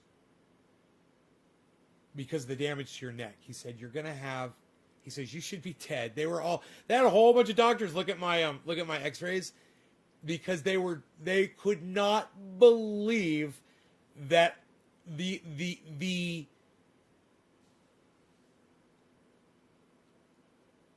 type of accident I had been involved in,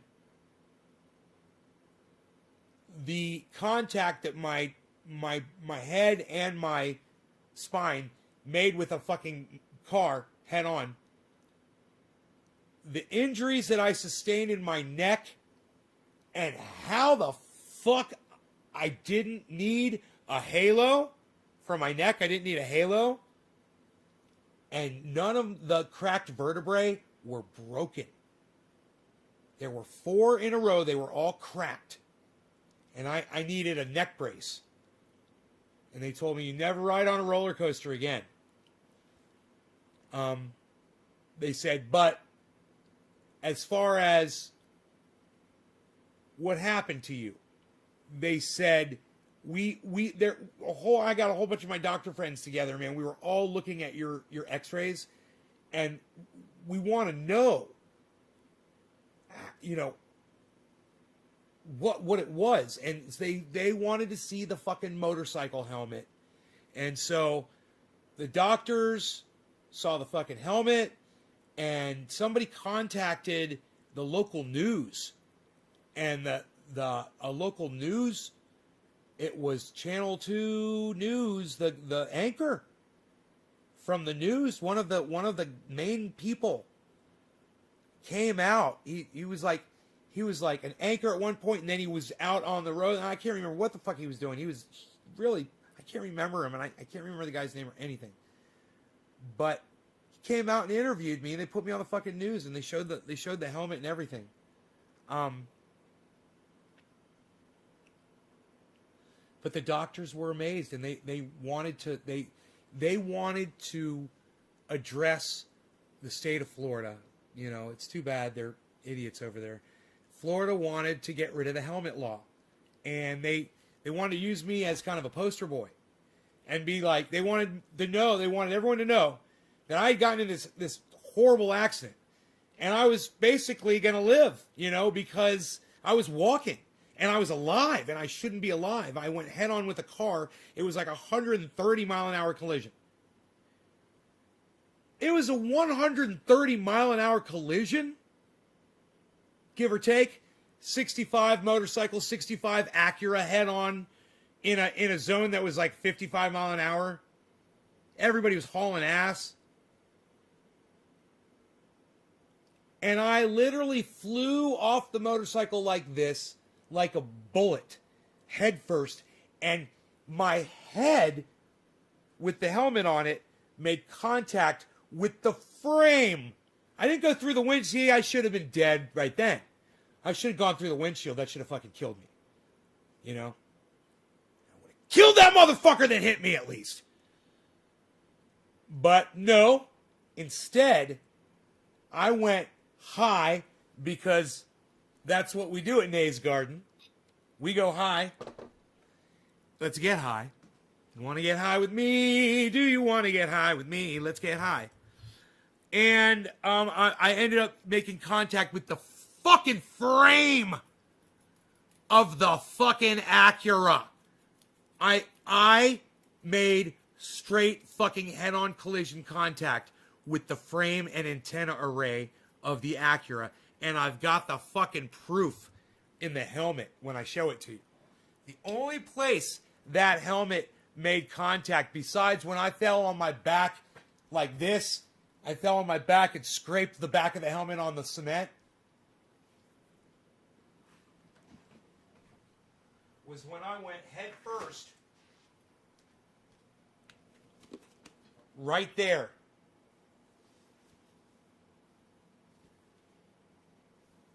Right there with the frame of the car. I smacked the frame of the car, popped the shield out, right? And then my head. All right, you ready for this? My head snapped like this, sideways. Right then is when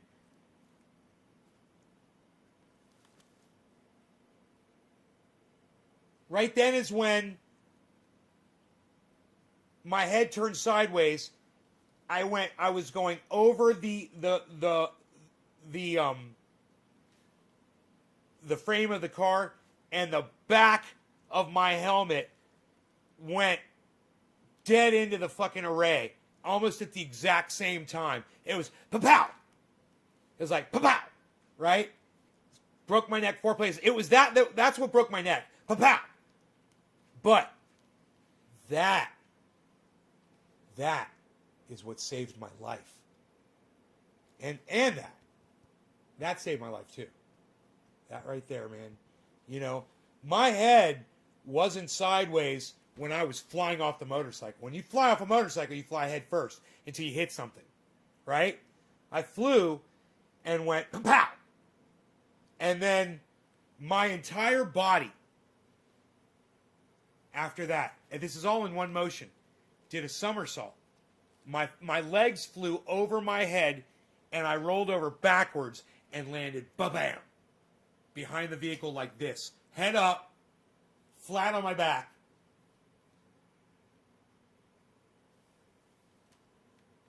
And the entire story is in the helmet. The entire story is told like a record of exactly how the accident happened.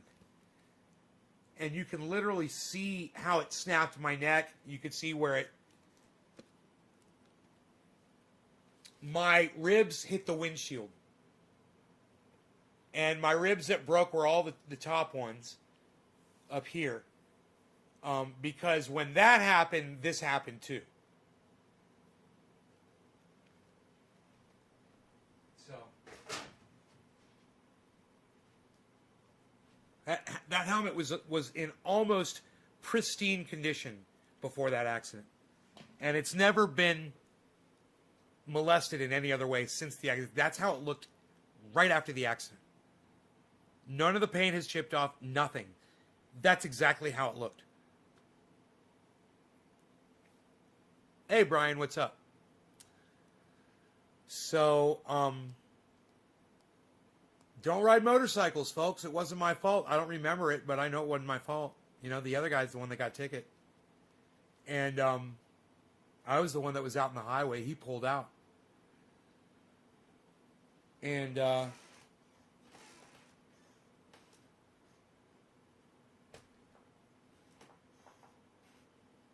he was talking on his cell phone when he did it, when he hit me.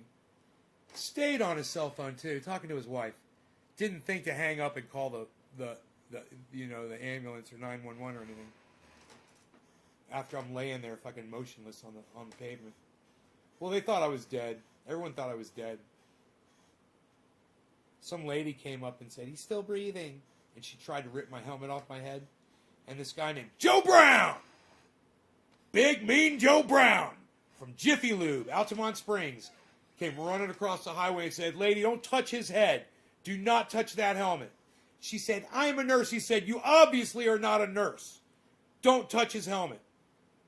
Paramedics got there and they said, thank you for leaving this man's helmet on. They didn't take my helmet off until I got to the hospital.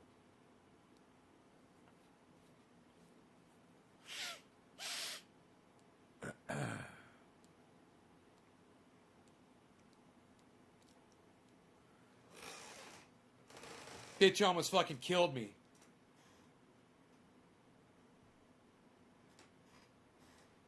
Fuck.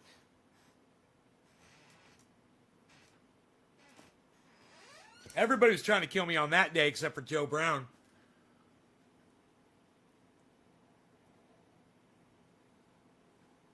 I've had people come into my life like Joe Brown and save my life before. He is definitely one of them. He saved my life. In addition to the helicopter crew, you know, the paramedics that put me in the chopper and flew me to the fucking hospital, the doctors that worked on me,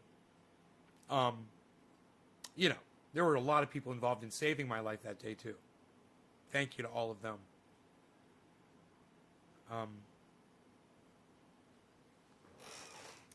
You know, if you want to avoid shit like that, don't ride a motorcycle.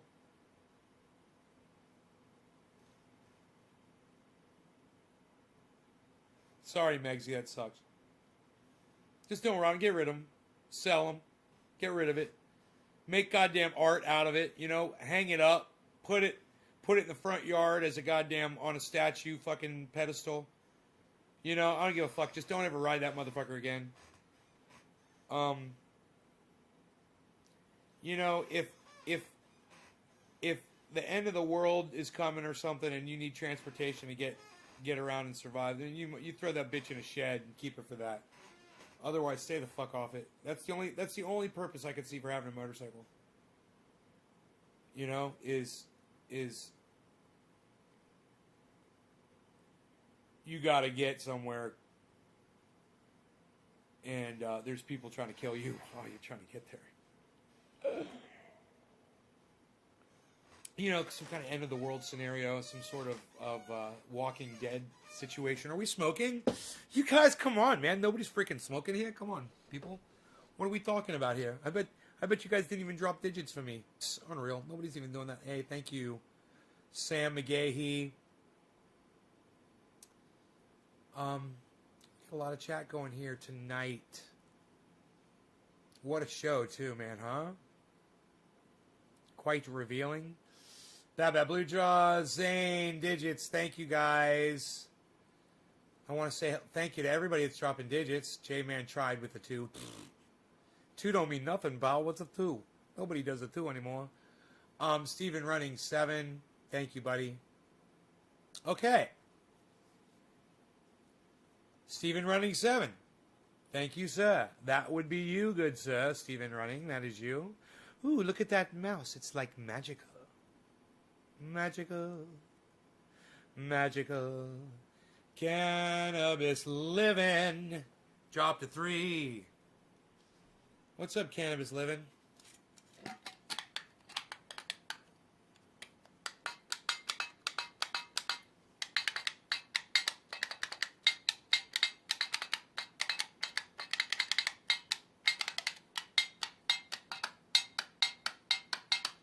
My ex got killed on the back of a motorcycle riding with her current boyfriend, and he lived.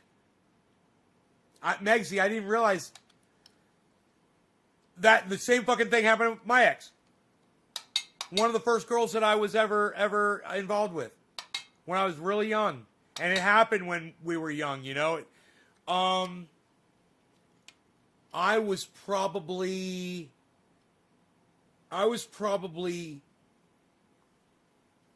God, man. I was probably 18 years old or 17 years old when I'd heard that she died, man. And I was just like, what, man? Sucks, dude, you know? It fucking sucks, you know? Oh, God, man.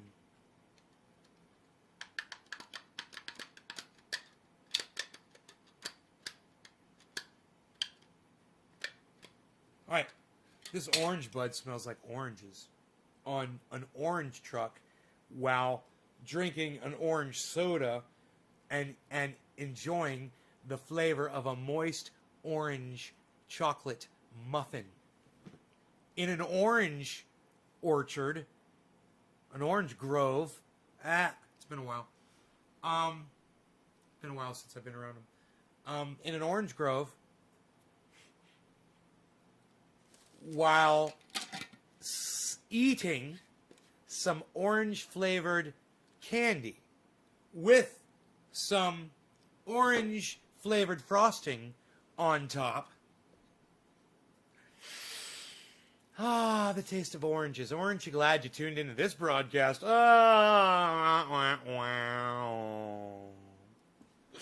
right. Cheers.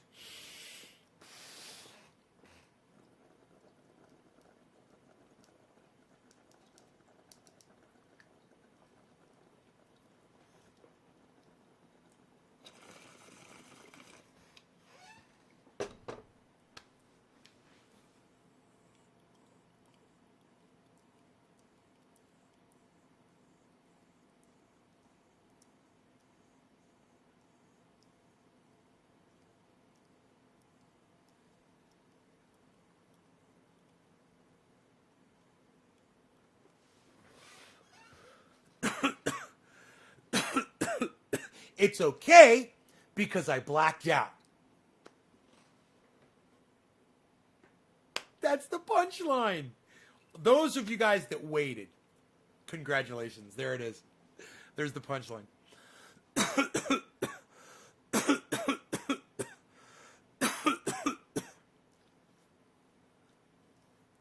Melissa called me Puff Daddy. Melissa, keep calling me Daddy, and I'm going to get interested. Finding out a little bit more about you. And I must say, I take it, something about the name Melissa, too. So, you've got that working for you as well. That whole Melissa thing.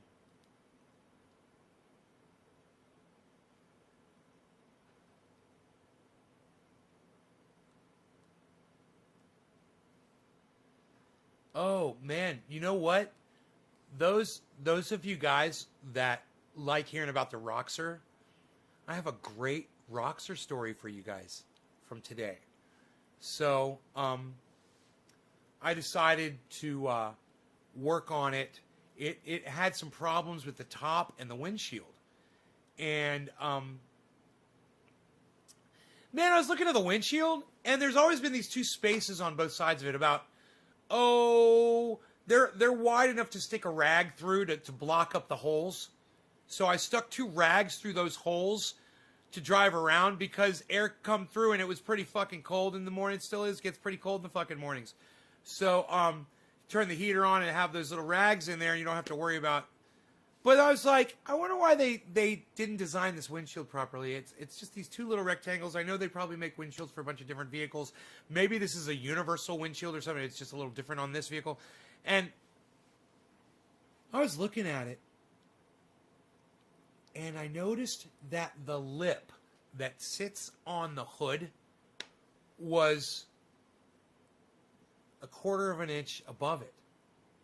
And I was like, when I did that, I just figured, I was like, it's probably not supposed to sit on the hood because it doesn't want to. I mean, when I put it on, when I mount it, it sits at quarter of an inch above.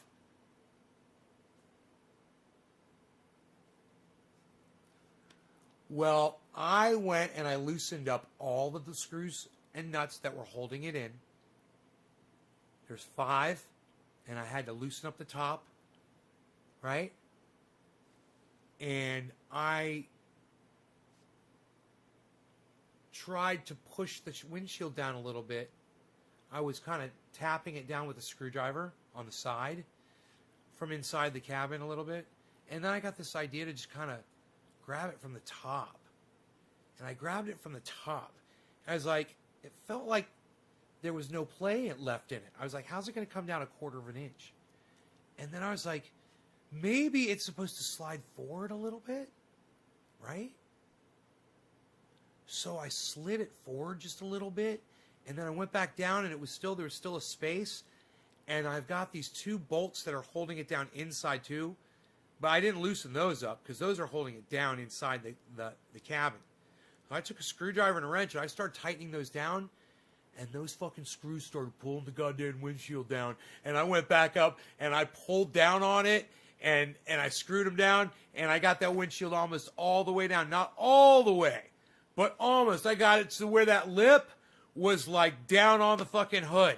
And I realized, I was like, that's where it's supposed to be.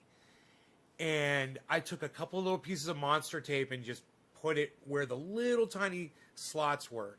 I was like, I don't mind just putting a little black tape on there because it's a black frame right in there, and nobody's even going to notice that that's tape right there. It's just black, and the monster tape's black.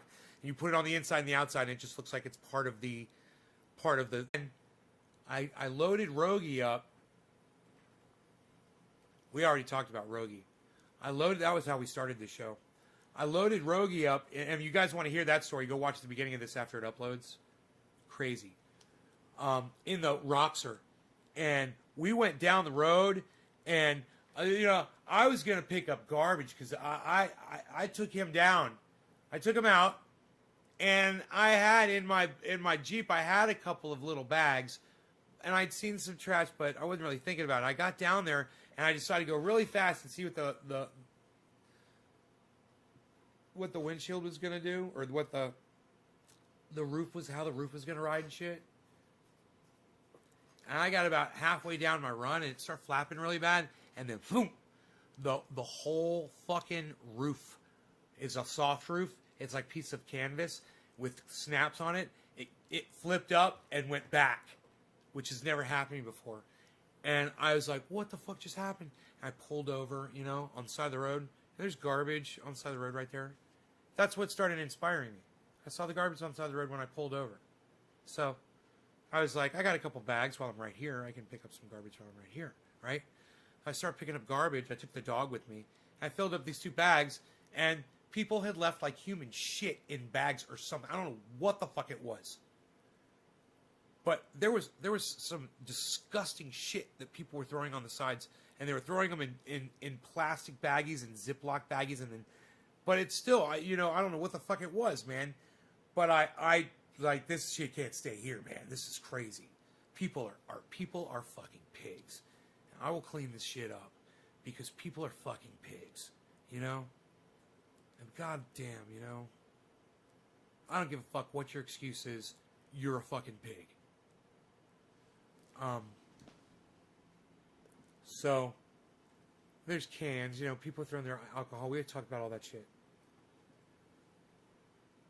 Filled up the bags, and I'm like, I'm not putting this fucking shit in my goddamn Roxer. Fuck that shit. I took the bags and I hung them up on mile marker. Count the mile markers. Make sure they all add up. I hung that bitch on a mile marker. I put the other one up on mountainside. I was like, I'll come back with a garbage bag. I'll take that garbage. I'll throw it in a big garbage bag. I'll knot that up, and then I'll take that, right? Well, I'm looking at the roof now to try to figure out what's going on with that.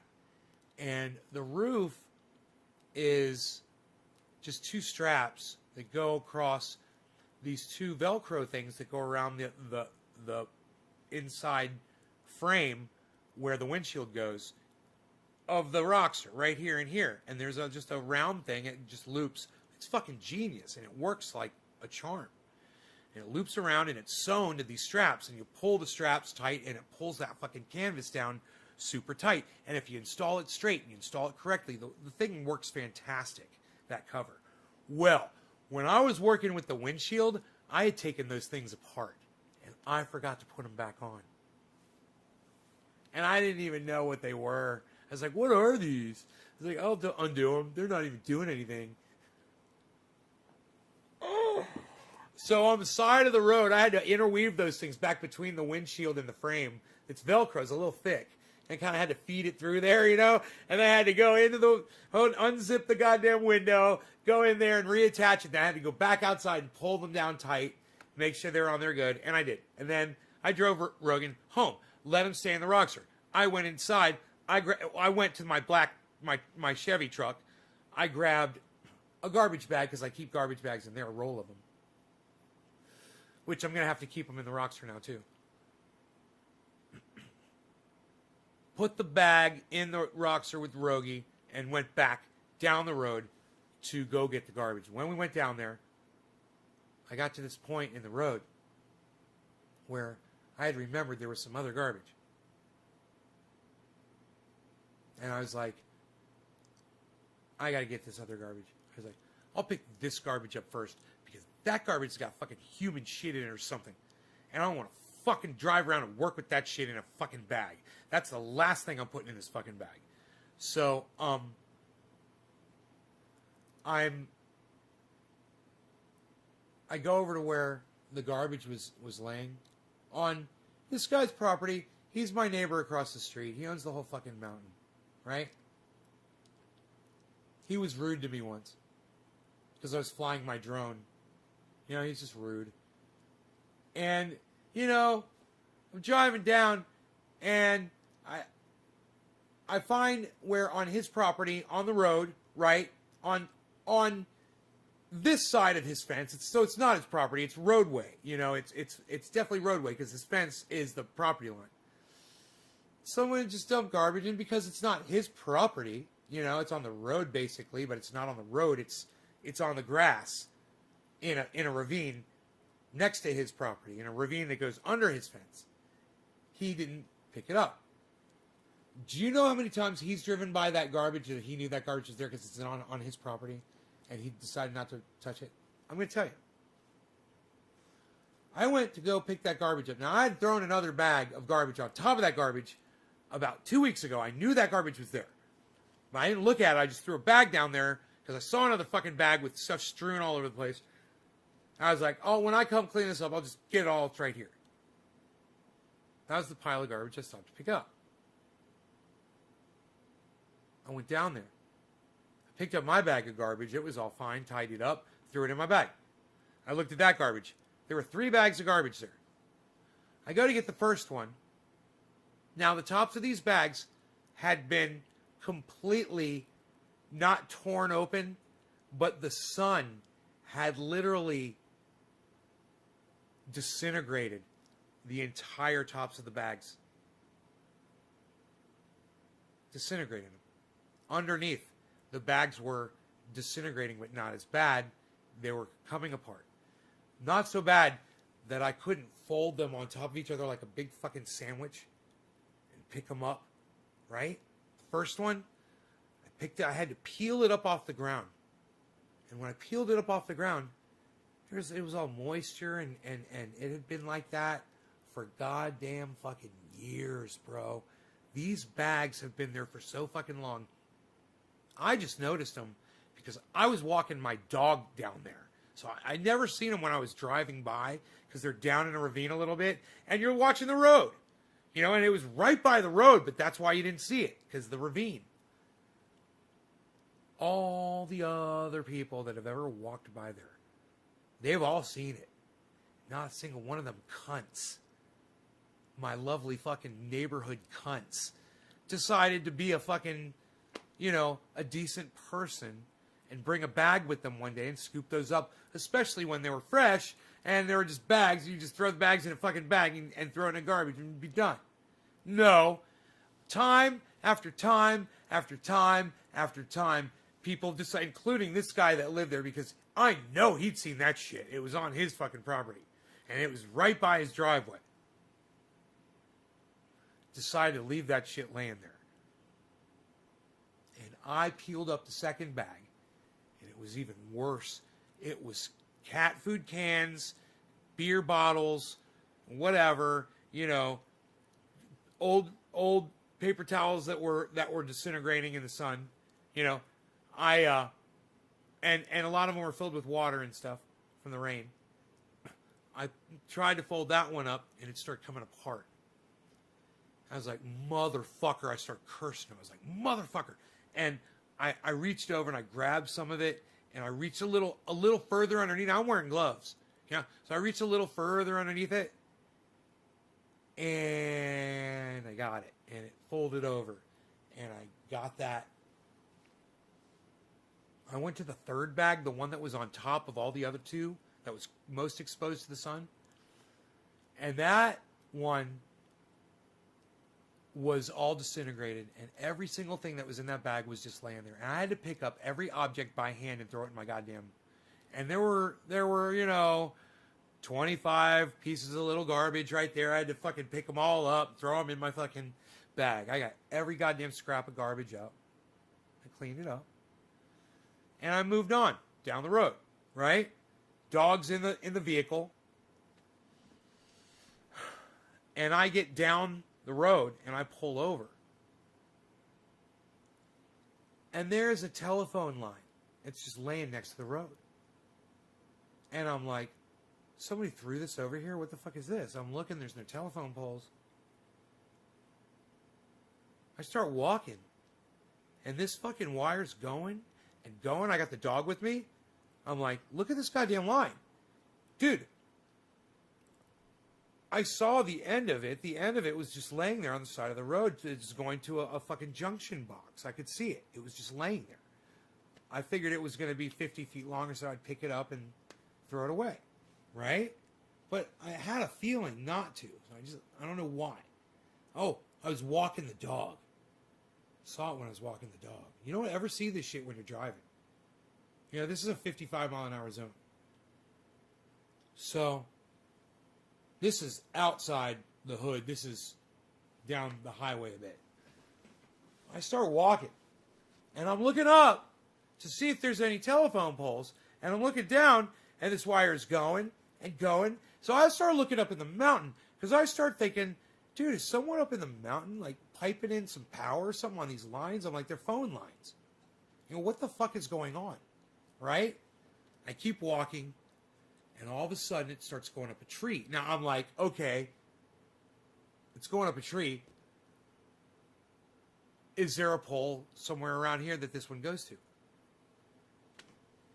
This fucking cable goes to another goddamn tree. And this phone line has been strung tree to tree. And I wasn't walking far enough to find out how fucking far or where this fucking phone cable was coming from or where it was supposedly going to, because I wanted to pick up garbage and I had my dog with me and I had to turn around. We'd already walked like fucking 2 miles down the road. So I turned around and I was like, I'm going to have to investigate this when I'm in the vehicle, you know, and not picking up garbage. Turns out, when I went to go pick up that garbage with the human waste in it, I threw it in the bag, put it in the back of the Roxer, and the other bags that were all disintegrating, remember those? Right. Well, they started leaking that rainwater into the back of my Roxer. And I was like, oh, no. I was like, I opened up the fucking, the Roxer in the back. It's out back in the bed. I opened up the bed. I pulled the fucking bag out. I set it on the ground. And I'm like, man, I'm just going to fucking leave this bag here. And I'll make the goddamn garbage man come pick it up. I did all this work. Somebody else should fucking pick this up. I was like, nobody's going to pick this. I'm bipolar now, right? I'm totally bipolar. I totally had this conversation in my brain. I'm like, nobody's gonna pick this fucking garbage bag up, you fucker. I was like, just roll it around a little bit, get all the water out of it. So I just set it around on the ground, and the water did drain out. I shook it around a little bit, and there was no more water coming out of it. I was like, okay, and I knew it was just rainwater, but I just, knowing what else was in there, and even though those were in separate bags, I just didn't want to have nothing to do. And the rainwater was underneath it. But I was just shocked that there were already holes in the bottom of this bag. I was shocked. It was a brand new fucking bag. And it's just so obnoxious. I'm throwing garbage in, and it's just, it's dangerous shit. It's poking holes in the goddamn garbage bag. So I put that shit back in the bed, I turned around, and I put it so it wouldn't move around, right in the very back, leaned it against the side, the corner, the back, and I drove real slow all the way home with the dog, He was fucking exhausted, man. This dog's had a crazy fucking day today, man. This dog has probably walked, 5 miles with me at least throughout the day. And he's probably done more actually on his own.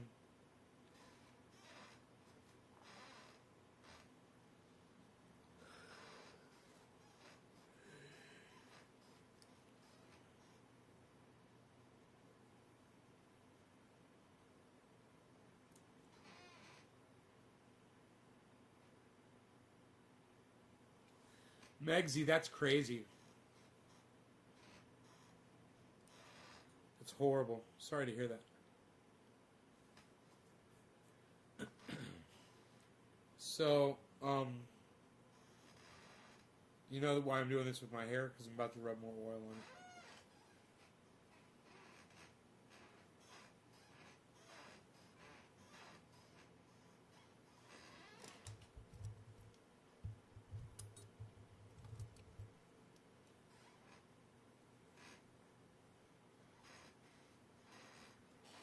You owe the family. We're waiting for a payment. But until that time, I highly suggest you tread very lightly, my friend.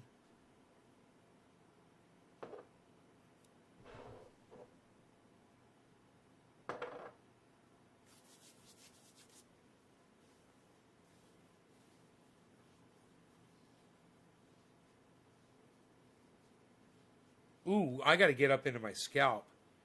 I can feel pain up there. Dude, what did I do to myself, man? Oh, that feels so good. Just soothing back there. Oh. It didn't get to the pain that quick. It was just the coconut oil on the skin, it feels so good. It just, oh.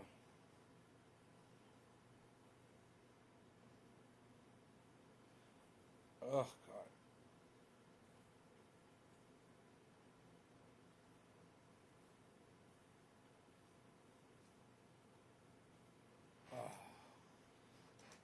Oh, my God. I don't think I'm going to offer the large jar of triage oil anymore. That was so stupid. It was such a crazy loss. You can't get that back, especially if he throws it away, man. Oh, my God. Oh. Fuck, I hope he doesn't throw it away. It's so easy to get that, reclaim that when it's glass, He says there's tiny bits in it. I was like, yeah, I know. If you melt it all down to a liquid, you can get it out.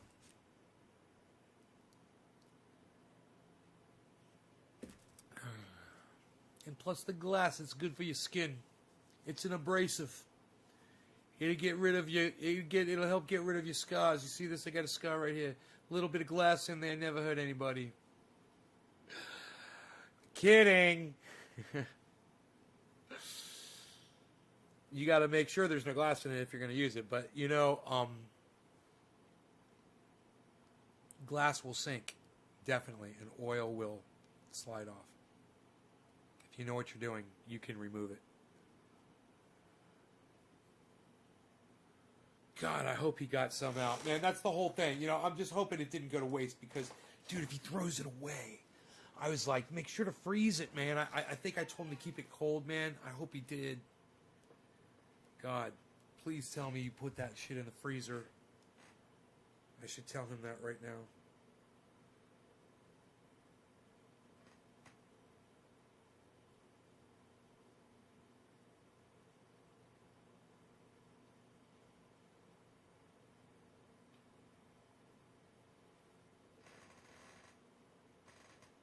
Oh, he got my text. He never responded.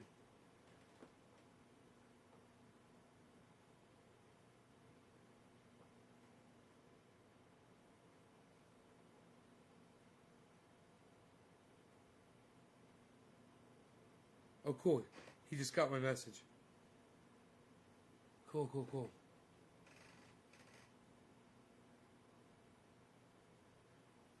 He's getting my messages, but he's not responding.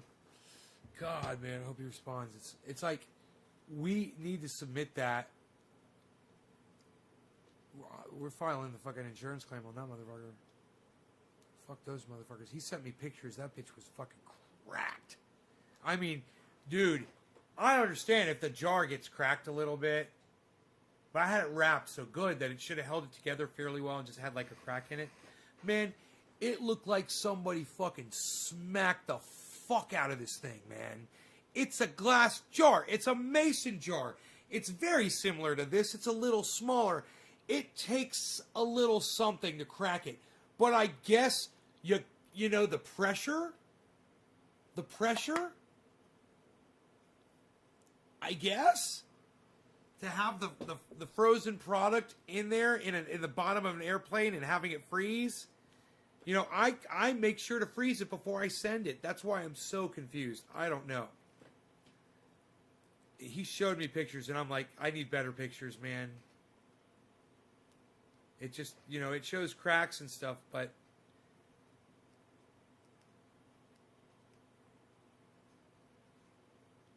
I need to talk to him because I can help him get almost all of that shit back. It's so easy to do. All he needs is a baking dish.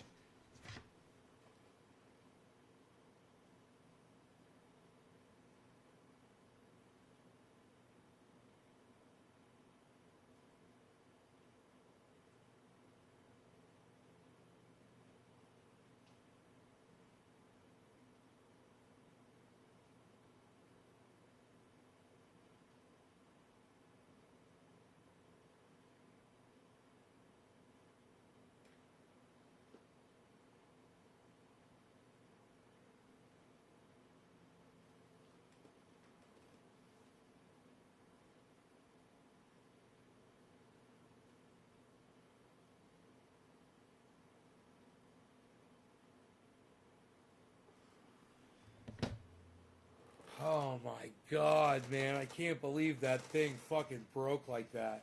I gotta take that off the goddamn website, man. I was so shocked when he ordered it. I was so happy. I wrapped it so good, man. Bulletproof, man. Fucking bulletproof. Nothing could have shock broken that thing. It had to be a pressure deal. I guess I should have sent it ground. It would have been fine if I'd sent it ground. Now I know, man. That's what ground is for. Fuck. Dude, luckily I wrapped it so good. It was in a plastic bag. Dude, God, is it still in the plastic bag? That's why I gotta look at these pictures. It was sealed in a giant plastic bag. Oh my God. Oh, those aren't, okay, that's not, Jesus. Those aren't tiny, tiny little pieces. You can remove all of that, man. You can get almost all that back. Oh my God. Okay. If he does it, God, I wish he would text me back, man.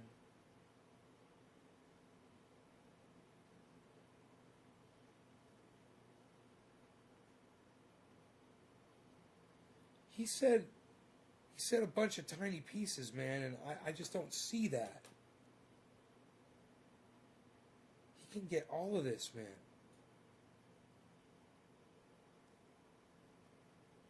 It's outside of. Is it outside of the plastic? Oh my god! I think you took it outside of the plastic.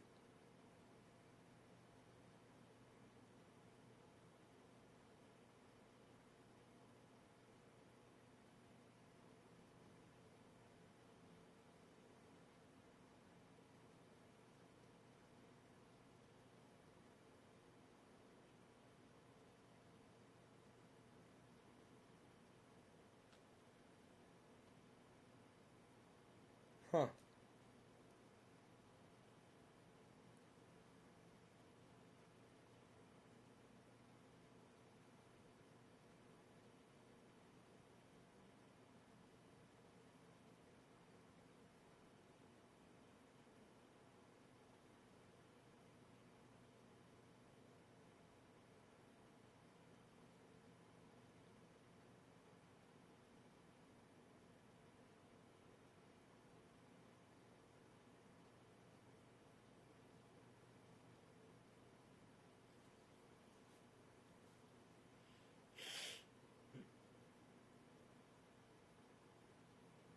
It says he's getting my messages, but he's not responding.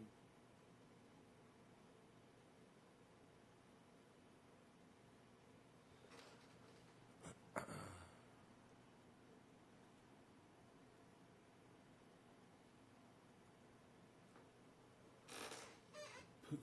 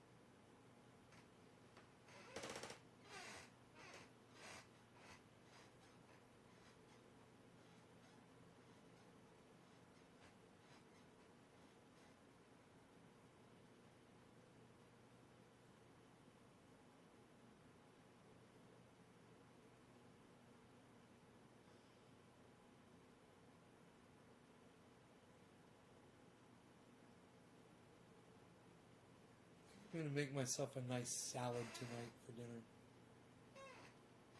Dave C, what's up, buddy? Why are you saying cancel Mardi Gras? What?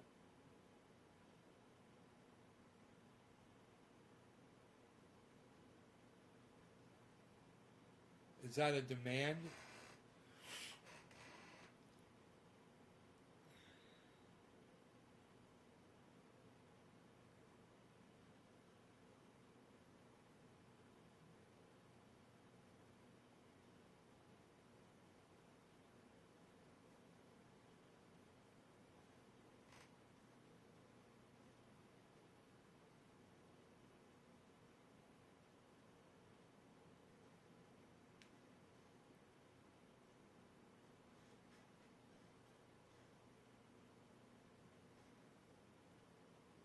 This happened in the earlier show. Everybody just stopped talking, man. I got all pissed off. I was like, fuck you guys.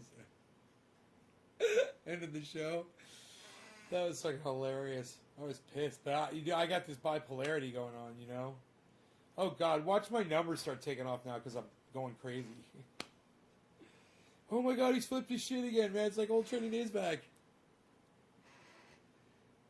California opened up restaurants.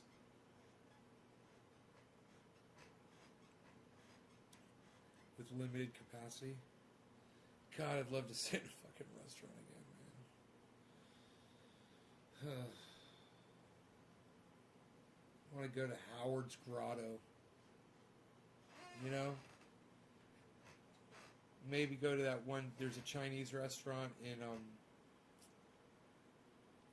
Clear Lake Oaks. Oh, God, man. They got this one thing. It's called... I think it's called honey coconut chicken. No, coconut honey shrimp. Oh my God, dude. It's fucking heavenly, man. It's fucking heavenly, man. I haven't had it in so long.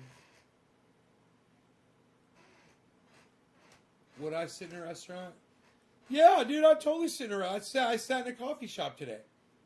I talked to people, bro. I socialize. I got to, bro. I got to get out. You know, but we're all wearing our masks, everybody. And we're all keeping social distance and everything. You know, I'll walk my dog around people and have my mask on outside. I don't take my mask off till I'm down the road, just in case somebody walks up to me when I'm sitting in my vehicle.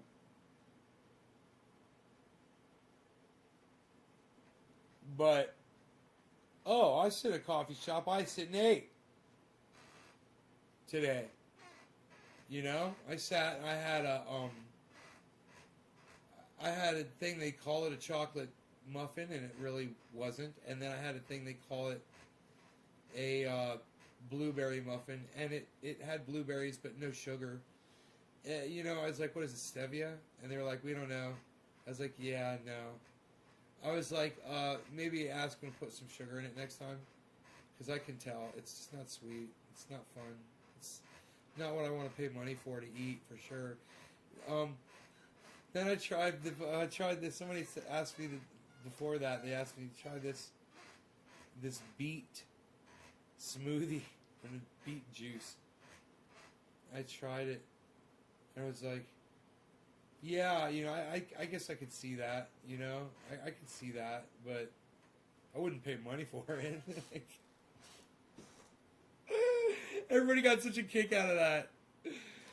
Oh my god, it was pretty funny. She kept telling people after they came, and she's like, he said he wouldn't pay money for this. I was like, hell no. Oh, hell no. Oh, hell no. No.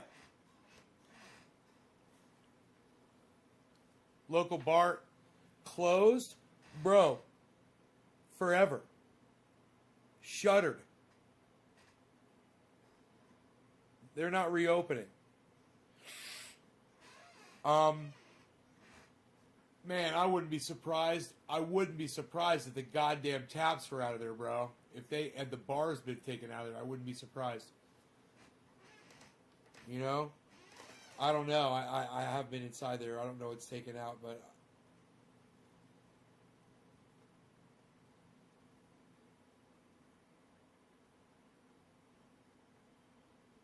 someone asked me if I wanted to buy it, and I was like, fuck no. I don't want to own that motherfucker.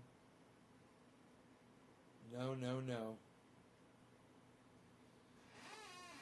What a bunch of goddamn drama that you have to deal with when you own a bar or restaurant. You guys are a whole different breed. Kudos to y'all. I could never do it. I don't have the patience for people, man. And people are douchebags. People get drunk in your bar, then they go into your bathroom and they rip the goddamn urinal out of the wall. You know, they get into fights. They wreck shit.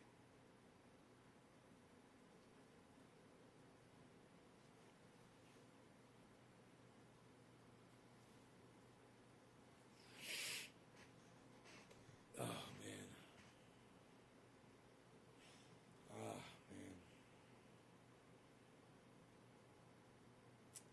Anyhow,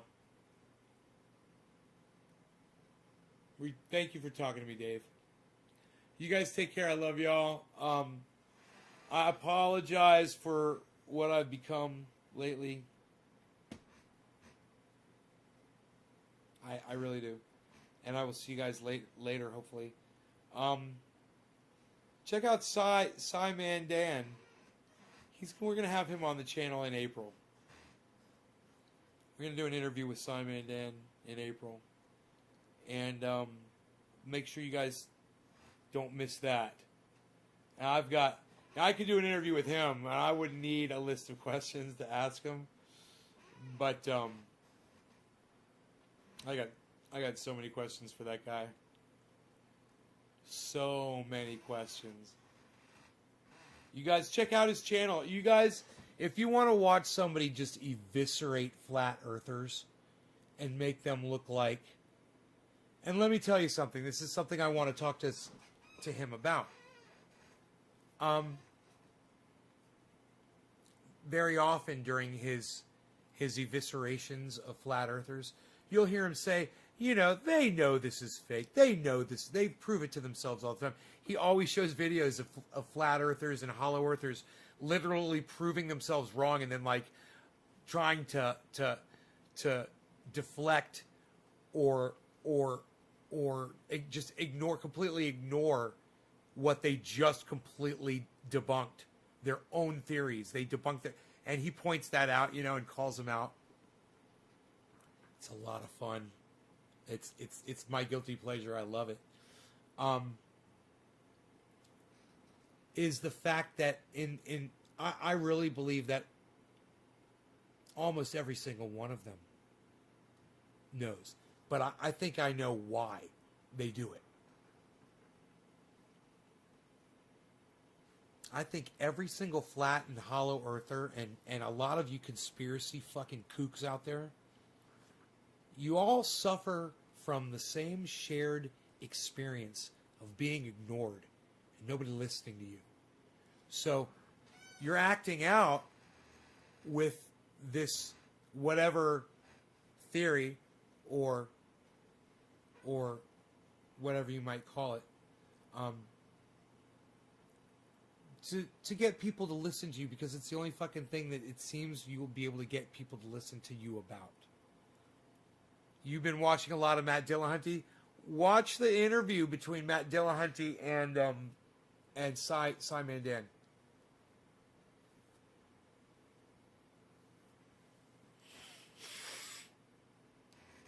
I love these guys. These guys are like, they're like my fucking heroes. Matt Dillahunty, you realize he treats people exactly how I want to treat people too.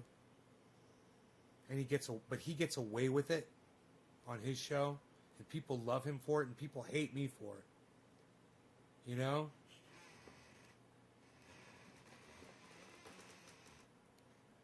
You guys should check him out, man. Matt Dillahunty, The Atheist Experience. And make sure you're watching Cy Mandan. And make sure you give him a shout and say thank you for coming on the show and changing my life forever. Like Graham Elwood did. Like Ron Placone did. Like Jimmy Dore has. Steph. Arn Ra. You know, Robert Mulligan, Billy Ballantyne. All the people that have come in on this show have changed my life in one way or another that I've interviewed. Check out the interviews at naysgarden.com. Check out the beginning of this show if you missed what happened with Rogan. Check out this morning's show for more insanity today. It's just been crazy bipolarity. I got to get the fuck out of here. I love you guys. You guys take care.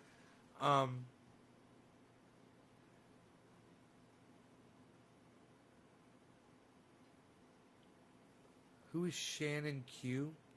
Steven? Who are you talking about? Shannon Q? I don't know who that is. Oh, is she on the Atheist Experience? All the girls on the Atheist Experience are hot, bro. It's got nothing to do with the way they look. It's all up here, bro. They're all intelligent. This is the most attractive thing I will ever see in a woman, is a woman who is intelligent. I am so drawn to that. Just like I'm drawn to guys who are intelligent, like Cy Mandan, Matt Dillahunty. These guys are intelligent. Billy Ballantyne's intelligent. Robert Mulligan's intelligent. My best friend, Iceman, he's so fucking smart. He's so good with numbers and shit too, man, and business, and he's so good with dealing with people. You know, and he's good with staying. You know, he's so smart and level-headed, and he's not here a lot because he's starting a new business, man. But he's fucking awesome, man. I'm blessed to know, and I don't like the word blessed, but the people themselves are a blessing. It has nothing to do with God or religion or anything, but they are something that have come into my life that have changed it in a positive way forever, and I'm forever grateful to them, those people. Thank you, all of you guys. And then check out my friends, Ron Placone and Graham Elwood. Check them out. Check out Cy Mandan. Check out Jimmy Dore. Check out Lee Camp. Don't miss them. Don't miss out. Go follow their channels. Oh, this feels so good. Oh my goodness. After all that yapping. think I might just pull out one of my guitars after I close this show and rock out a little bit. All right. You guys take care. Love y'all. Bye-bye.